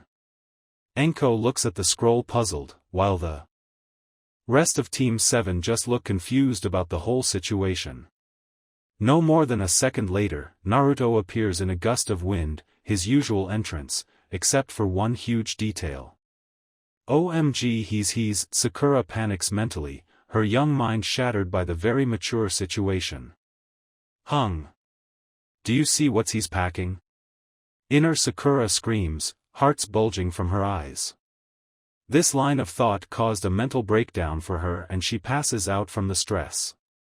Seriously, Angel-chan? I thought we were above this. Dantes screams. With Team 8 was currently in their training ground, number 55. It's similar to Training Ground 3, but there was no lake, just a mass forest. Inside said forest, Team 8, consisting of Hyuga Hinata, who has 3 senbon stabbed into her forearm. To the untrained it was nothing serious, but those that know the human body, the spots hit were the LU, lung meridian, points number 3, 4 and 5, affecting her lungs and breathing, making it that much harder to outrun Genma.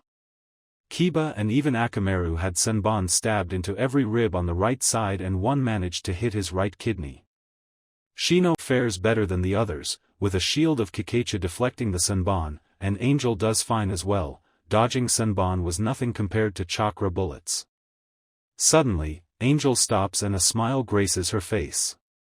Before she can get too relaxed, senbon jab into her leg and sends shock waves of pain throughout it. Don't get distracted, Alexandros-chan, it might cost you your life. Genma says, appearing on a tree limb above the 4 genin, senbon in both hands and ready to be thrown back with Team 7, arg my eye. Kakashi screams in agony, the image of his sensei's son's package burned into his mind for all eternity. Wow, Kit Kun, bravo. Anko applauds, a huge grin plastered on her face. Sasuke does what he does best, he broods and tries his best to keep his eyes closed. Naruto growls at seemingly nothing, damn it, she's already halfway to her team. I can't very well show up in front of Team 8 in my prime. Wait a second, Naruto finally realizes where he is and the familiar chakra signatures. Turning to his team, only one thought can come to mind. Well, we're a team, this was bound to happen. Sasuke, we all know you're gay, so no peeking. Kakashi, wake Sakura up and ask her what she thinks. Anko-sensei, well? Naruto says, after all it wasn't like he had anything to be ashamed of. He had undergone intense training that even some jounin couldn't live through for 4 years. He learned how to channel chakra into every fiber of every muscle on his body without even thinking about it. He wasn't a Greek god, but he was no slouch either. He was slim and lean. Enko did what any honest woman would do. She gave Naruto 2 thumbs up with a perverse grin. Satisfied, Naruto sees his clothes in Enko's hands. Well, this was refreshing, but could you hand me my clothes? Naruto asks, holding out his arm. Enko gives it some thought, before she unseals the new Alexandros outfit and throws it to him and seals the rest in her trench coat. Naruto outs on the outfit and checks it over for Fuin. Haha, real funny Enko-sensei, but seriously, my clothes. Naruto says with a chuckle, but Enko just gives him a mischievous smile. Oh no, Kid-kun, I think I'll be keeping these. Besides, your cousin told me about the Nui, sewing, Fuin's etched into all your clothes, those should last you a while. Enko says with a hiss. Naruto tries to hide the blush on his face. This is why parents and senseis shouldn't have any communication. Naruto whines mentally. Enko giggles, before she gets serious. Alright maggots, I want all of you to meet me at training ground 44 in 10 minutes. If any of you are late, you will be stripped naked and made to run around the training ground until it's time to get our latest mission. Move out. Enko commands. Kakashi grabs Sakura bridal style before vanishing in a puff of smoke. Sasuke does his trademark HN before dashing to the training ground. Sure, they can use fancy jutsus to just appear wherever they want, but that will make them weak. I will run the entire way there and rely on my physical strength, thus improving myself past Itachi. You will die by my hands, Itachi, Sasuke chants mentally. Yo Naruto, let's see who can get there first. On your mark, get set, go. Dantes says before leaving in a burst of red. Not even a second later, Naruto disappears in a whirlwind. Enko can't help but smirk mischievously. Oh, the fun we're going to have in the forest of death. I can't believe how excited they are. Most people avoid the place like the plague. Enko says mentally, shrugging her shoulders, if a place called the forest of death isn't scary, maybe the genins weren't so weak after. Enko sinks into the ground and heads to the forest of death via Doton Shunshin. Outside the forest of death, this sea can't be the right training ground, Sakura says with a shiver. The entire training ground is fenced off with barbed wires and 44 gates. Strange cries, roars and other sounds echo from the forests. Why is there a thunderstorm over the training grounds? Sasuke asks. A raging and roaring thunderstorm hangs over the forest, giving it an even more intimidating feeling to it. Ah, that's just a genjutsu I use to scare the shit out of people, and since not even Tsum-san will come here, I think it does its job well. Enko says, popping out of the ground. No more than a second later, Naruto appears via Futon Shunshin with Dantes appearing a few seconds later. Eche in yo face Dantes-kun. Can't beat the wind, my friend. Naruto gloats with a foxy smirk. Dantes just growls and crosses his arms. He wasn't going to give him the satisfaction. Upon seeing the training ground, even Naruto and Dantes grimaced at the sight. Enko walks up to the gate and opens it with a burst of chakra. The crisp forest scents fill her nose as Enko sighs contently. Ah, gotta love the stench of death in the morning. Alright Gakis, the name of the game is survival of the fittest. Your task is to survive for 6 hours in this place. Enko says. Well, that doesn't sound too hard, we had plenty of survival exercises in the academy. Sakura says with a sigh. Did I forget to mention the hordes of gigantic and poisonous flora and fauna? Not to mention the strangely mutated wildlife, I'm talking man-eating insects, horse-sized snakes and of course my favorite, white tigers. They're the perfect subjects to practice Kanashibari no Jutsu, temporary paralysis technique. Enko says, 2 big snakes manage to coil around all 4 genin. Kakashi Kawarimis with a log and hides behind a tree, the sight of snakes still striking fear into him. The 2 snakes glare at the 4 genin, sending chills down each of their spines. Jgi Jibaku, binding snake glare spell, Anko hisses, before disappearing in a puff of smoke, her snakes, with the genin in tow. With the loom of death gone, Kakashi sighs, pulls out his Ika and walks to the graveyard. He could probably read a few pages before paying his respects. Inside the forest of death, home sweet home, alright guys, time to play dodge the kunai. Dodge! Anko yells, tossing 4 kunai at the genin. Sakura tries to free herself, but is no match for the snake bind and the kunai stabs into stomach. Sakura begins to cry, having never experiencing such intense pain. Sasuke, Naruto, and Dante manage to kawarimi with logs at the last second. Not wasting any time, the guys all dash off in different directions. Rolling up her sleeve, Anko reveals a Hibi Fuin tattooed into her forearm, bites her thumb and runs blood over it. Kuchios no Jutsu. Anko proclaims, slamming her hand on the ground. A puff of smoke erupts and several horse-sized purple snakes slithers around her. They're all yours, Ryuzaki. Anko says, petting on of the larger snakes with a spiked vertebra. The snake hisses, before it and the other snakes slither off into the forest. With only Sakura, still crying, tied up by a green snake, Anko places a finger on her chin. Now what do I do with you? Anko ponders, before slamming her hand on the ground again. Kuchios, Ryukyu Gumen. Summoning, coffin torture, Anko roars, summoning a metal coffin and swiftly locking Sakura in it. And now off to have some fun with the boys. Anko says, disappearing in a puff of smoke. Sakura tries to free herself, but can't and cries so more. All she could do was cry just outside the forest of death. Amira, along with a Umbu Black Op in a Nico mask, stand ready for a Kenjutsu battle. The Nico Umbu is dressed in the standard Umbu uniform, black and gray armor, metal arm guards, a katana strapped to her back and the Umbu signature tattooed on her right shoulder, though even in the clunky material her nature shape and beauty emits like moonlight. Amira is dressed in a similar uniform as Angel, though hers is a crimson red and purple combination. In her hand is a giant flaming feather held in a reverse grip. In the blink of an eye, the two Amazons disappear only to reappear, with their blades clashing. Amira smiles at her opponent. Even with the mask, she can sense her shock and surprise. Katan, Houfijayaiba. Fire release, mystical phoenix bird feather blade, Amira chirps, before they both push off of one another and end up on separate sides of the field. They didn't stay separated for long. In bursts of speed, only shinobi of their caliber can produce, the two begin a dance of blade and fire, sending sparks flying. The Nico Umbu swings her blade expertly, aiming for non-lethal, but still painful, areas of Amira's body, but Amira shows just as much skill in evading the slashes. Having enough of being on the defensive, Amira switches her grip and unleashes a ballet of swipes with her Houfijayaiba at the Nico Umbu, who evades as best she can.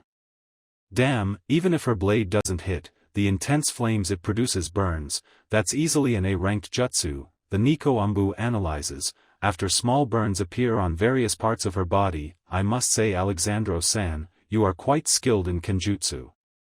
Judging from your lean leg and arm muscles, you have been groomed for quite some time in the art, the Nico Umbu says with respect, bowing to the Alexandros matriarch. Amira giggles nervously, scratching the back of her head. Oh please, you can call Amira-san or Chan, after all we are all equals in the grand scheme of things, and thanks. My Otusan was a Kenjutsu master, so he drilled me pretty hard. Amira says with a giggle, must be contagious because the Nico Umbu giggles as well. Alright Amira-chan, my name is Yuzuki Uago. Anko-chan and Kurinai-chan have told me a lot about you and what they know of your clan. Being Umbu, I am usually too busy to socialize, but I let my curiosity get the best of me. Thank you again for agreeing to this friendly spar, it was fun. Uago says with a gentle smile. I know, right? Man, it feels good to spar with a fellow kunoichi. Between you and me, from what Naru-chan has told me, there isn't much hope for this generation of Konoha kunoichi. I mean, sure, they have Tenten-chan, Hinata-chan, and Angel-chan, but the Hirono and Yamanaka are pathetic. Amira says, unsealing a box of chocolate Pocky and eating a stick before offering one to Yuago.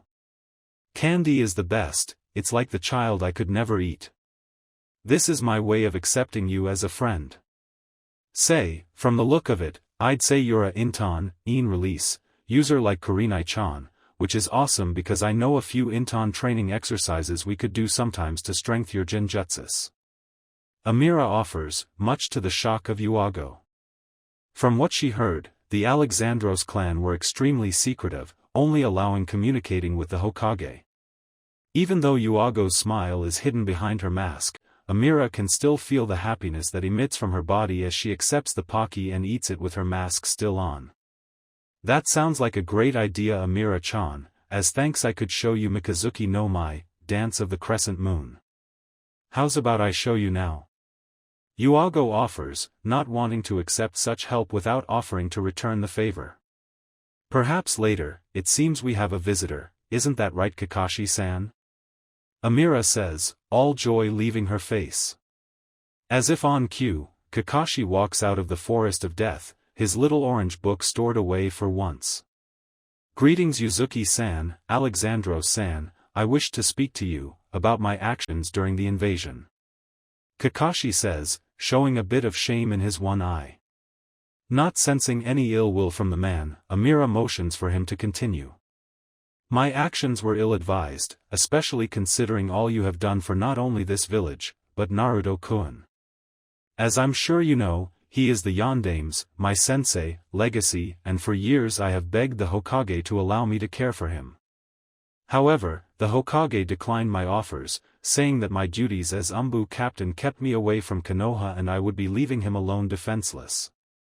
When I heard Hokage-sama allowed a group of outside shinobi/kunoichi to take him in, I'll admit I was furious. I allowed my selfishness to cloud my judgment, and for that I apologize. I have come to make amends and perhaps repay you for my wrongs. Kakashi says, bowing to the Alexandros matriarch, what was it with people bowing to her? Alright Kakashi-sen, alright, just stop bowing, it makes me uncomfortable. Tell you what, Naru-chan told me you used my taijutsu in their team examination. How's about you come to me to learn the taijutsu and in return you teach me a jutsu? Amira says with a warm smile, after all a shinobi/kuniochi's mission is to bring about peace. That sounds fair, since you will be teaching me an original taijutsu, I will show you my original jutsu, Raikiri, lightning cutter. The hand seals are ox, rabbit, monkey. Kakashi says, demonstrating the necessary hand seals, but not actually forming the jutsu. From the trees of the forest of death, Apollo watches the scene with a smile. Work that charm of yours, Amira. We'll need all the help we can get for what's to come. Apollo thinks ominously, before he pulls out the latest Ika, Shikora Ikazuchi, Chocolate Thunder, and chuckles to himself. I'll have to find out how the hell that Ero-san managed to catch our little exhibition in Mori no Kuni, Forest Country. Still, makes great material, I mean not many women can do the lusty leg lift, Amira, and her sugary sweet ASSO baby. Apollo says mentally with a perverted smirk, before reading his little red book. Deep in the forest of death Team 7, minus Sakura, were leaping from tree to tree, fleeing away from their insane sensei, Anko the seductress. That in itself was difficult, but to add on to that, they also had to make sure one of the tree limbs weren't Anko's snake summons, who were smarter than the average chunin. It was like trying to escape a snake pit, with Medusa glaring right at you. You're in a genjutsu kit, snap out of it. I'll be damned if my Jinchuriki is seen as weak. Kyubi says via their mental link, shocking Naruto out of the illusion, Anko begins to fade into existence, her body wrapped around his body in a lock submission. Saw through my genjutsu, huh? Aren't you smart, how old are you, Kit Koi? Anko hisses in his ear seductively.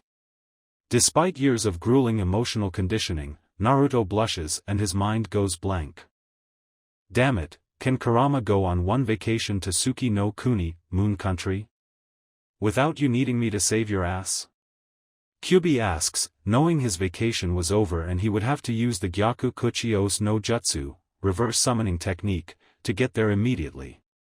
Meanwhile, Naruto was paralyzed under Anko's gentle yet firm constriction. TT12. Naruto says, unable to even think of lying to the self-proclaimed seductress. Ah, barely legal, too bad maybe when you're older. Anko says, uncoiling herself off of Naruto, using the Kuchios, Ryukyu Guman and locks a stunned Naruto inside. Once she makes sure he is secure, she attaches it to some ninja wire and ties it to one of the trees. Giving Naruto one last look over, Anko leans forward and plants a juicy kiss on Naruto's lips. It was quite the scene for one Kyubi no Yoko to walk in on. Mwaha yes Kit-kun. Aw man, nailing your sensei, hell yeah, every guy's dream. Kyubi roars. Naruto couldn't believe the string of events. First she basically gropes him and now this? It was insane, it was madness, it feels amazing.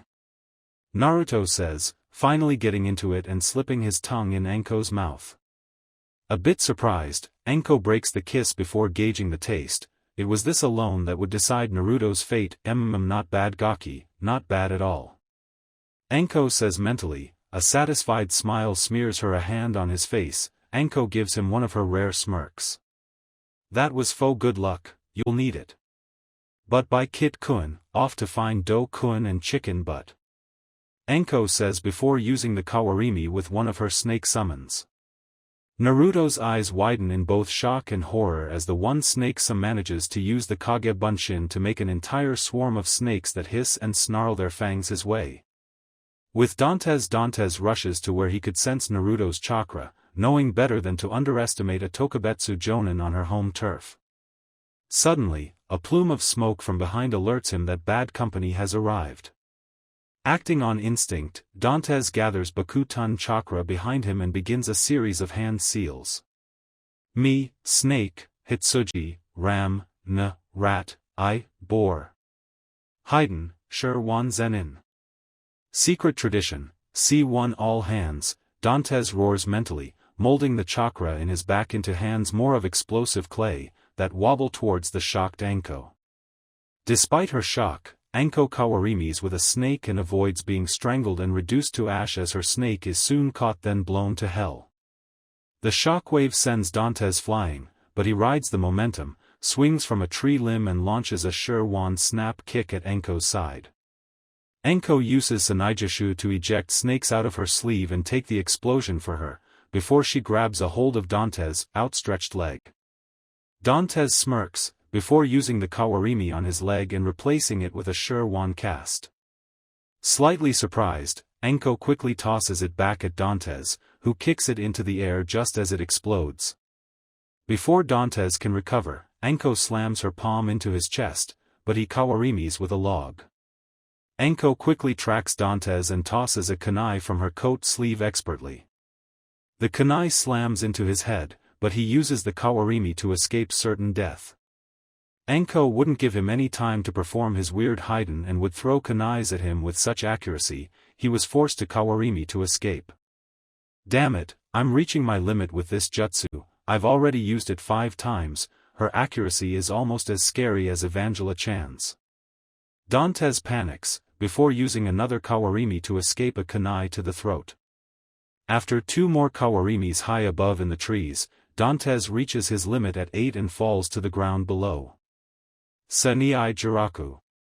Hidden shadow snake net, Anko declares. Purple snakes, that rapidly grow thanks to Anko pumping chakra into them, slither from her sleeves and down the tree, before forming a net that catches Dantes before he can become a blood stain on the ground below. The snakes coil around Dantes and trap him in a snake suit. Kuchios, Ryukyu Guman. Anko declares, summoning her. Favorite torture device of the day. The snakes uncoil around his torso, but keeps his limbs restrained as Anko locks him inside the device. Anko grabs a hold of the imprisoned Dantes and shuns in a plume of smoke back to Naruto. Back with Naruto, Kit, you better be glad I'm burning the Doku out of your system, this shit is strong even for me. Kyubi says, perched on the peak of a mountain. Using his Kitsune illusion, to shift his appearance to that of blood red-haired man, his 9 famed tails were well hidden and only the most devout shinobi/kunoichi could see them. The Kyubi chose to isolate himself in order to connect with his chakra sealed inside Naruto. Such a task took great focus and left him vulnerable enough for a Jonin to land a critical blow. You couldn't be too cautious. Currently, Kyubi sent shots of the chakra into Naruto's system to counter the Doku, the dozens of venomous snakes injected into the boy. Naruto didn't scream, having experienced far worse. Naruto focused on the flow of his chakra and guided into the where the Doku was injected and aided the Kyubi in defending himself. No way was he going to let Kurama Baka show him up. Suddenly, Anko appears with Dantes and hangs him right by Naruto. Seemingly unaware of the snakes biting Naruto, Anko makes a chakra mark on the opposite side of Naruto and uses Gyaku Kuchios no Jutsu to summon a sobbing Sakura as a foul scent fills the air. Aw man, she pissed her pants. You disgust me, this is nothing compared to what my sensei put me through. Hell, this is the easy stuff, but that's okay, I'm going to make you all so strong. Anko says, spitting a wad of Doku at her forehead. The Doku melts her skin as Sakura screams in agony. Ah. Sob whyyyy sob sub Anko sensei. You dash asterisk sob asterisk your asterisk snivel asterisk who hurting me sob. Sakura cries, arms and legs flailing helplessly in the device. Anko just face palms at the display, she couldn't believe this girl made it out of the academy. Man, are the instructors getting soft in these times of peace. I mean, sure, there was war when I was their age, but still. It made us strong. This girl is so fragile. She has no business in this field. Anko analyzes, a scowl etched on her face. The screaming volume was beginning to make her ears bleed, before Anko had enough. A circle of leaves spin around Sakura and envelopes her inside Anko's Magen, Narakumi no Jutsu, demonic illusion, hell viewing technique. Sakura continues to cry until Sasuke appears, already going through hand seals for a jutsu. Sasuke-kun has come to rescue me. Sakura says with glee, seeing her knight in shining armor charge in to save his princess. Katan, Uchiha Deinden.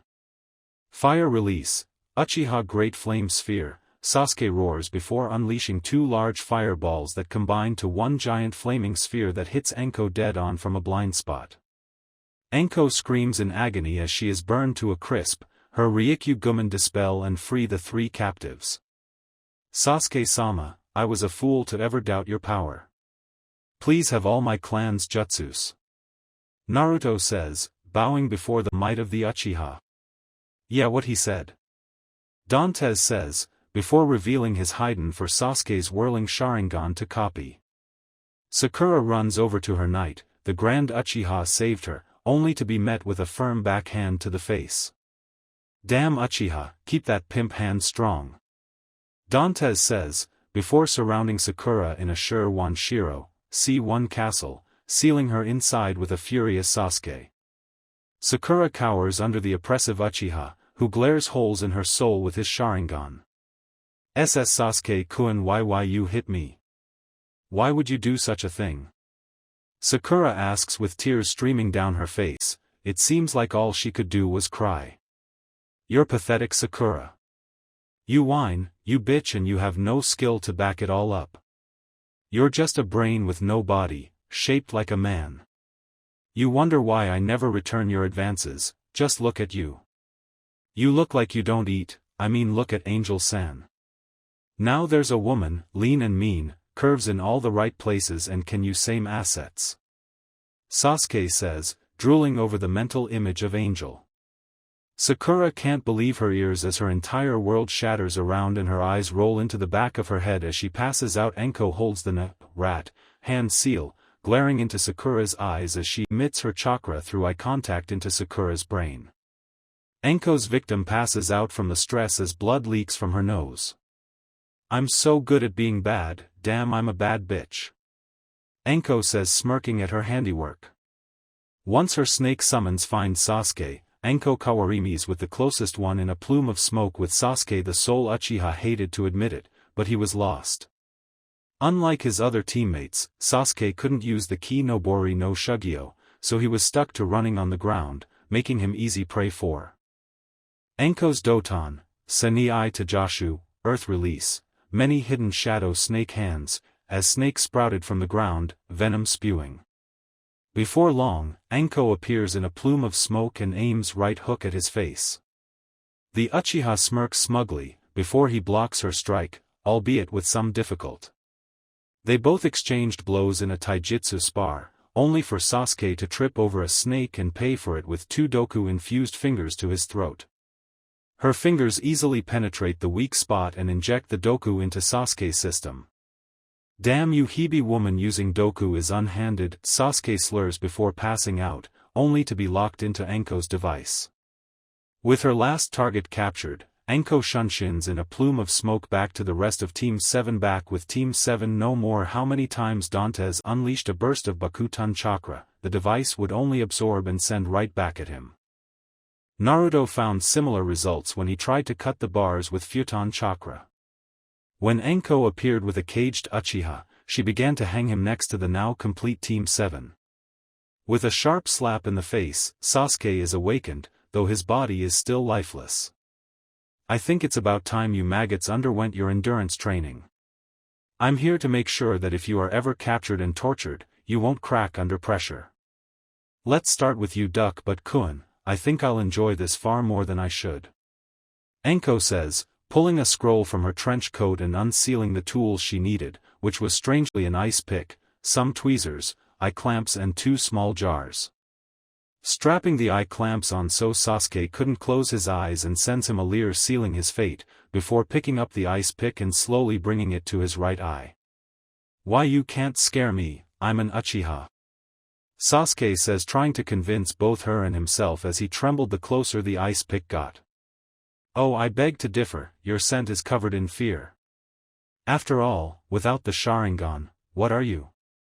Anko says, gradually inserting the ice pick into Sasuke's eye as he screams in agony. Once the ice pick is fully inserted, Sasuke slumps as drool escapes his mouth. The nerves of his frontal lobe had been severed, rendering him a vegetable. He did nothing as Anko removed each of his eyes, before storing them inside the jars. Megan, Kurinuku Busher, demonic illusion, to gouge eyes. Anko says before the Sasuke slumps into unconsciousness, his eyes still intact, unknown to him. Looking at her remaining pupils, Anko had to ponder just what to do. Amira-chan told me about some of their conditioning, apparently they're immune to torture after all they went through. That just leaves other methods. Anko ponders with a smirk. She walks up to Naruto with a knowing smile, a smile that puts Naruto on edge. Before he can prep his mental defenses, Anko grabs his head and slams it in her ample bust before she moves from side to side. Motorboat. Anko declares, completely smothering Naruto in every man's dream. Naruto found out, just before passing out from lack of oxygen, is that Anko did not wear a bra underneath her fishnet. Anko smirks as Naruto's head slumps in defeat before she unseals a pot of water. Dantes looks at her strangely, not seeing the point, not until she draws a red circle on his loins. Performing a basic katan, Anko boils the water before grabbing the handle. No. Dantes screams, just the thought of such a fate is enough to send him to unconsciousness. Anko can't help but giggle, until the strangest thing happens. The purple leather scroll Apollo gave her begins to emit vibrating chakra that sends shivers throughout her body. Well, what a nice feature. Anko purrs, before pulling out the vibrating scroll and opening it. Even stranger sight, is when words are etched into the paper. G-rank mission, escort Alexandros Apollo to Takigakure to finalize a political agreement. In exchange for his jutsu, Konohagakure will receive 1 fu, kunoichi and jinchuriki to the nanabai. Wait, what? Anko says, not believing her eyes. The message is soon erased, leaving the surface blank, before another message is etched. Do you accept? Hell yeah, I accept. Anko easily agrees, searching for a brush to sign the contract, only to feel the scroll vibrate and glow. Before Anko can blink, Apollo appears via Chijiku Shifudo. Glad to hear it, now grab onto, Apollo starts, until he sees the unconscious Genin. Whoa, you knocked out Naruto-kun and Dantes-kun? I have a newfound respect for you. Apollo says before unlocking the team from their cage and tying them in ninja wire. Grab onto me, Anko-san. Apollo commands, a task Anko finds she is more than willing to do, grabbing onto his butt. With a sigh of annoyance, Apollo uses the Chijiku Shifudo to warp the gang out of the forest and appear in front of the Hokage's desk. Meanwhile, in Takigakure, deep inside the forests that surrounds the village, a huge waterfall protects Taki from all outside eyes. In the center of the small village, sitting along a lake water font, is a huge tree that breathes life into Taki, but that life is selfishly used to pump Taki's famed Ayu no Mizu, hero water, from the tree's mighty roots deep underground, where we find Taki's own Grand Council. This is insane, Shibuki. Obviously you are too young to understand the politics of a hidden village, an old formal man says, displeased with the way things were headed for the village. They were letting outside shinobi into their village and take away one of Taki's greatest weapons. And what would they be given in return? Listen, Chuko-san, an alliance with Konoha would only bring more security to our fair village, plus we will be getting jutsu from the infamous Alexandros clan. Legend has it, the patriarch is the infamous Pasuto, Black Plague. Surely giving up Fuchan is worth that. A young man known as Shibuki says. Shibuki inherited the title of Takikage from his father, who died from the side effects of the Ayu no Mizu, but he held himself with great strength and wisdom beyond his age. He was groomed for it. Takikage-kun has a point, the villager despised the beast.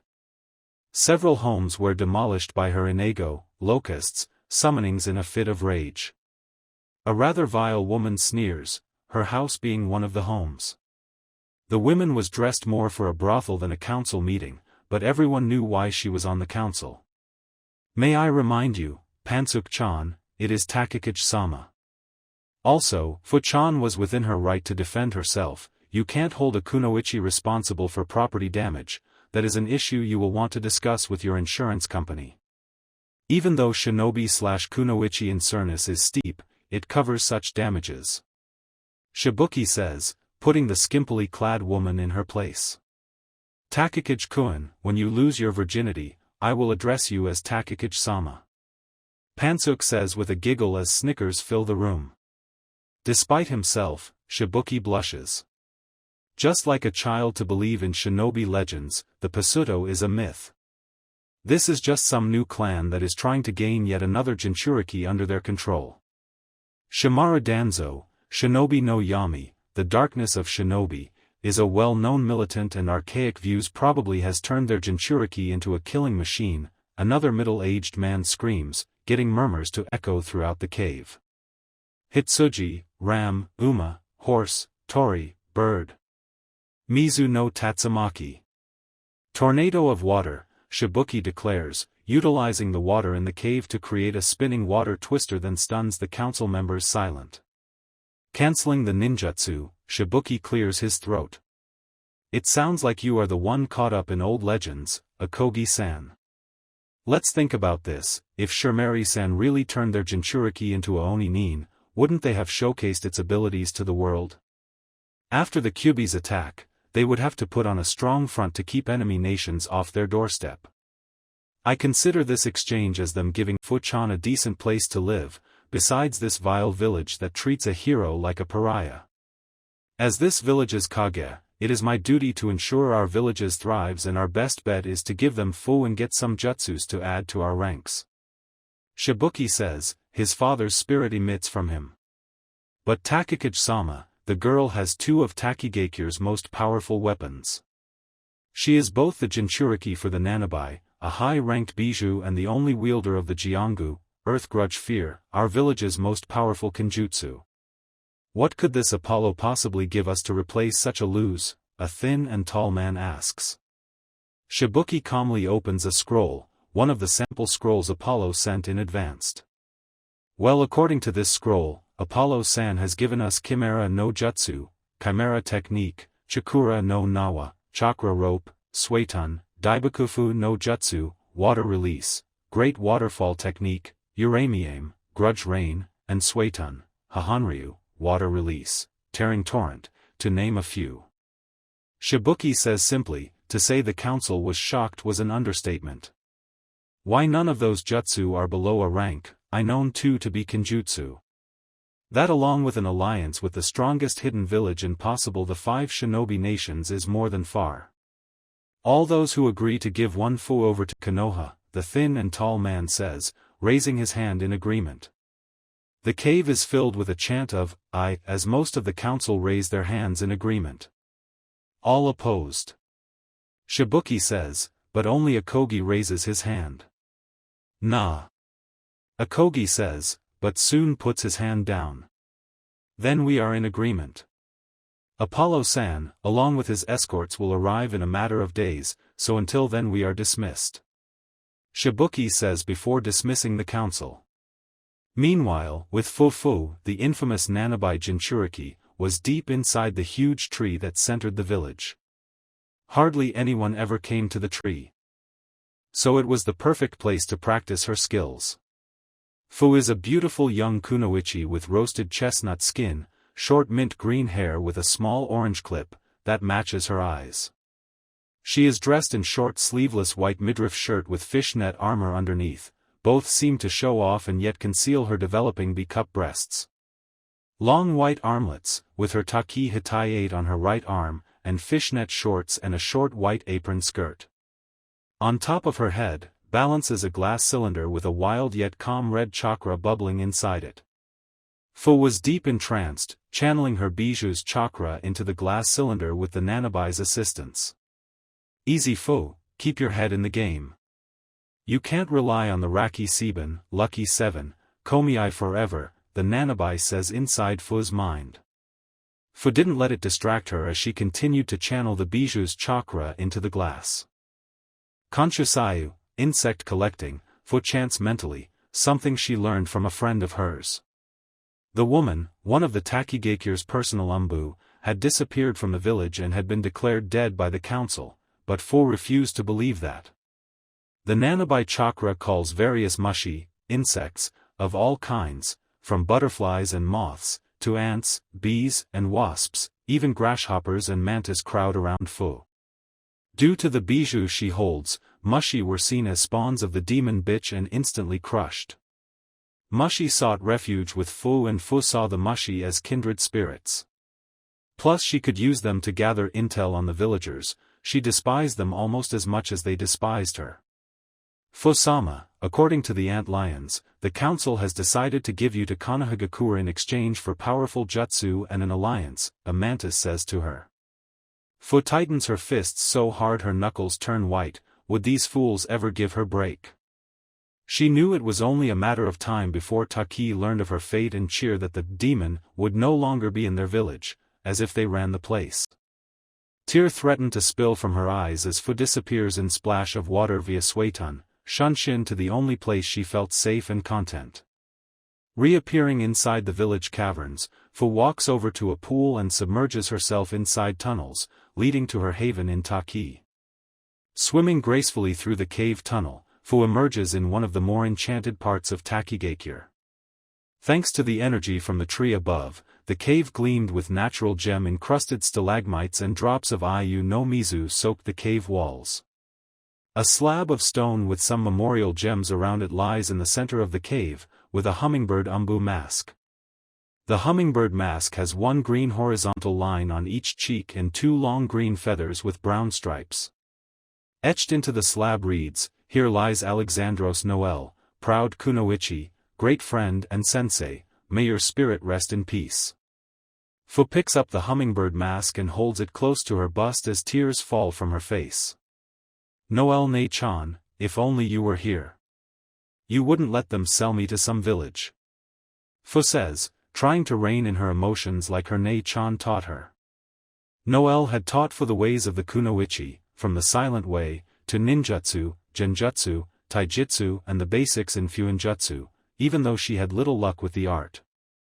Noelle had long showed Fu her twin nature affinities of Doton and Suiton, though she seemed to lean more towards Doton. She was always nice to Fu and would defend her from Taki villagers, but she had been gone for so long. Fu-sama, not all is lost. It turns out, one of the people who are coming to get you is the patriarch of Noelle-sama's clan and is being escorted by Konohagakure's own Jinchuriki. The patriarch is interested in having you join the clan, by having you marry the Kyubi's Jinchuriki, an antlion informs Fu. To say she was shocked was an understatement. Could this all be Noelle's doing? Even in death she found a way to help Fu. To think Fu would not only leave the glares and the senseless hatred of this place behind and have someone who understood her pain. Noelle often told her of the treatment other Jinchuriki received from their village and remembers hearing tales of Konoha's Kyubi Jinchuriki. I wonder if he's as strong as Noelle Ne-chan said it was. If he is, then he better be cute. There's no way my man would be some ugly baka. Fu says mentally before clearing her head of such thoughts.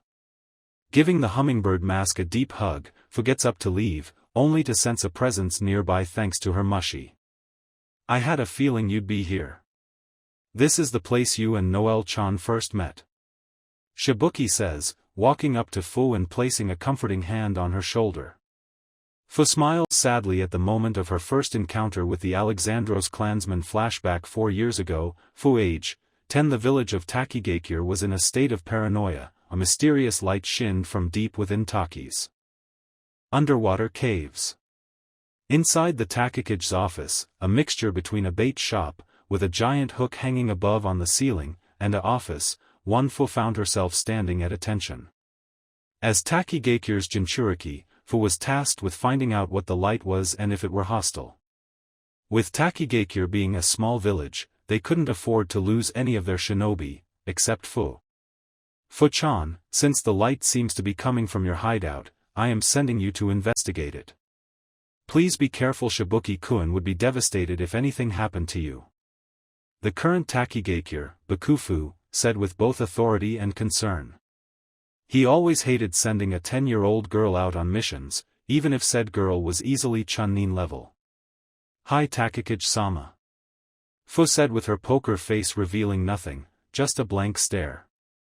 Vanishing in a splash of water, Fu appeared inside one of Taki's caves and dove right into the cave pools before swimming in the cave tunnels. Once she made it to her hideout, what she found was a beautiful sandy brown-skinned woman with black wavy curly hair and emerald green eyes.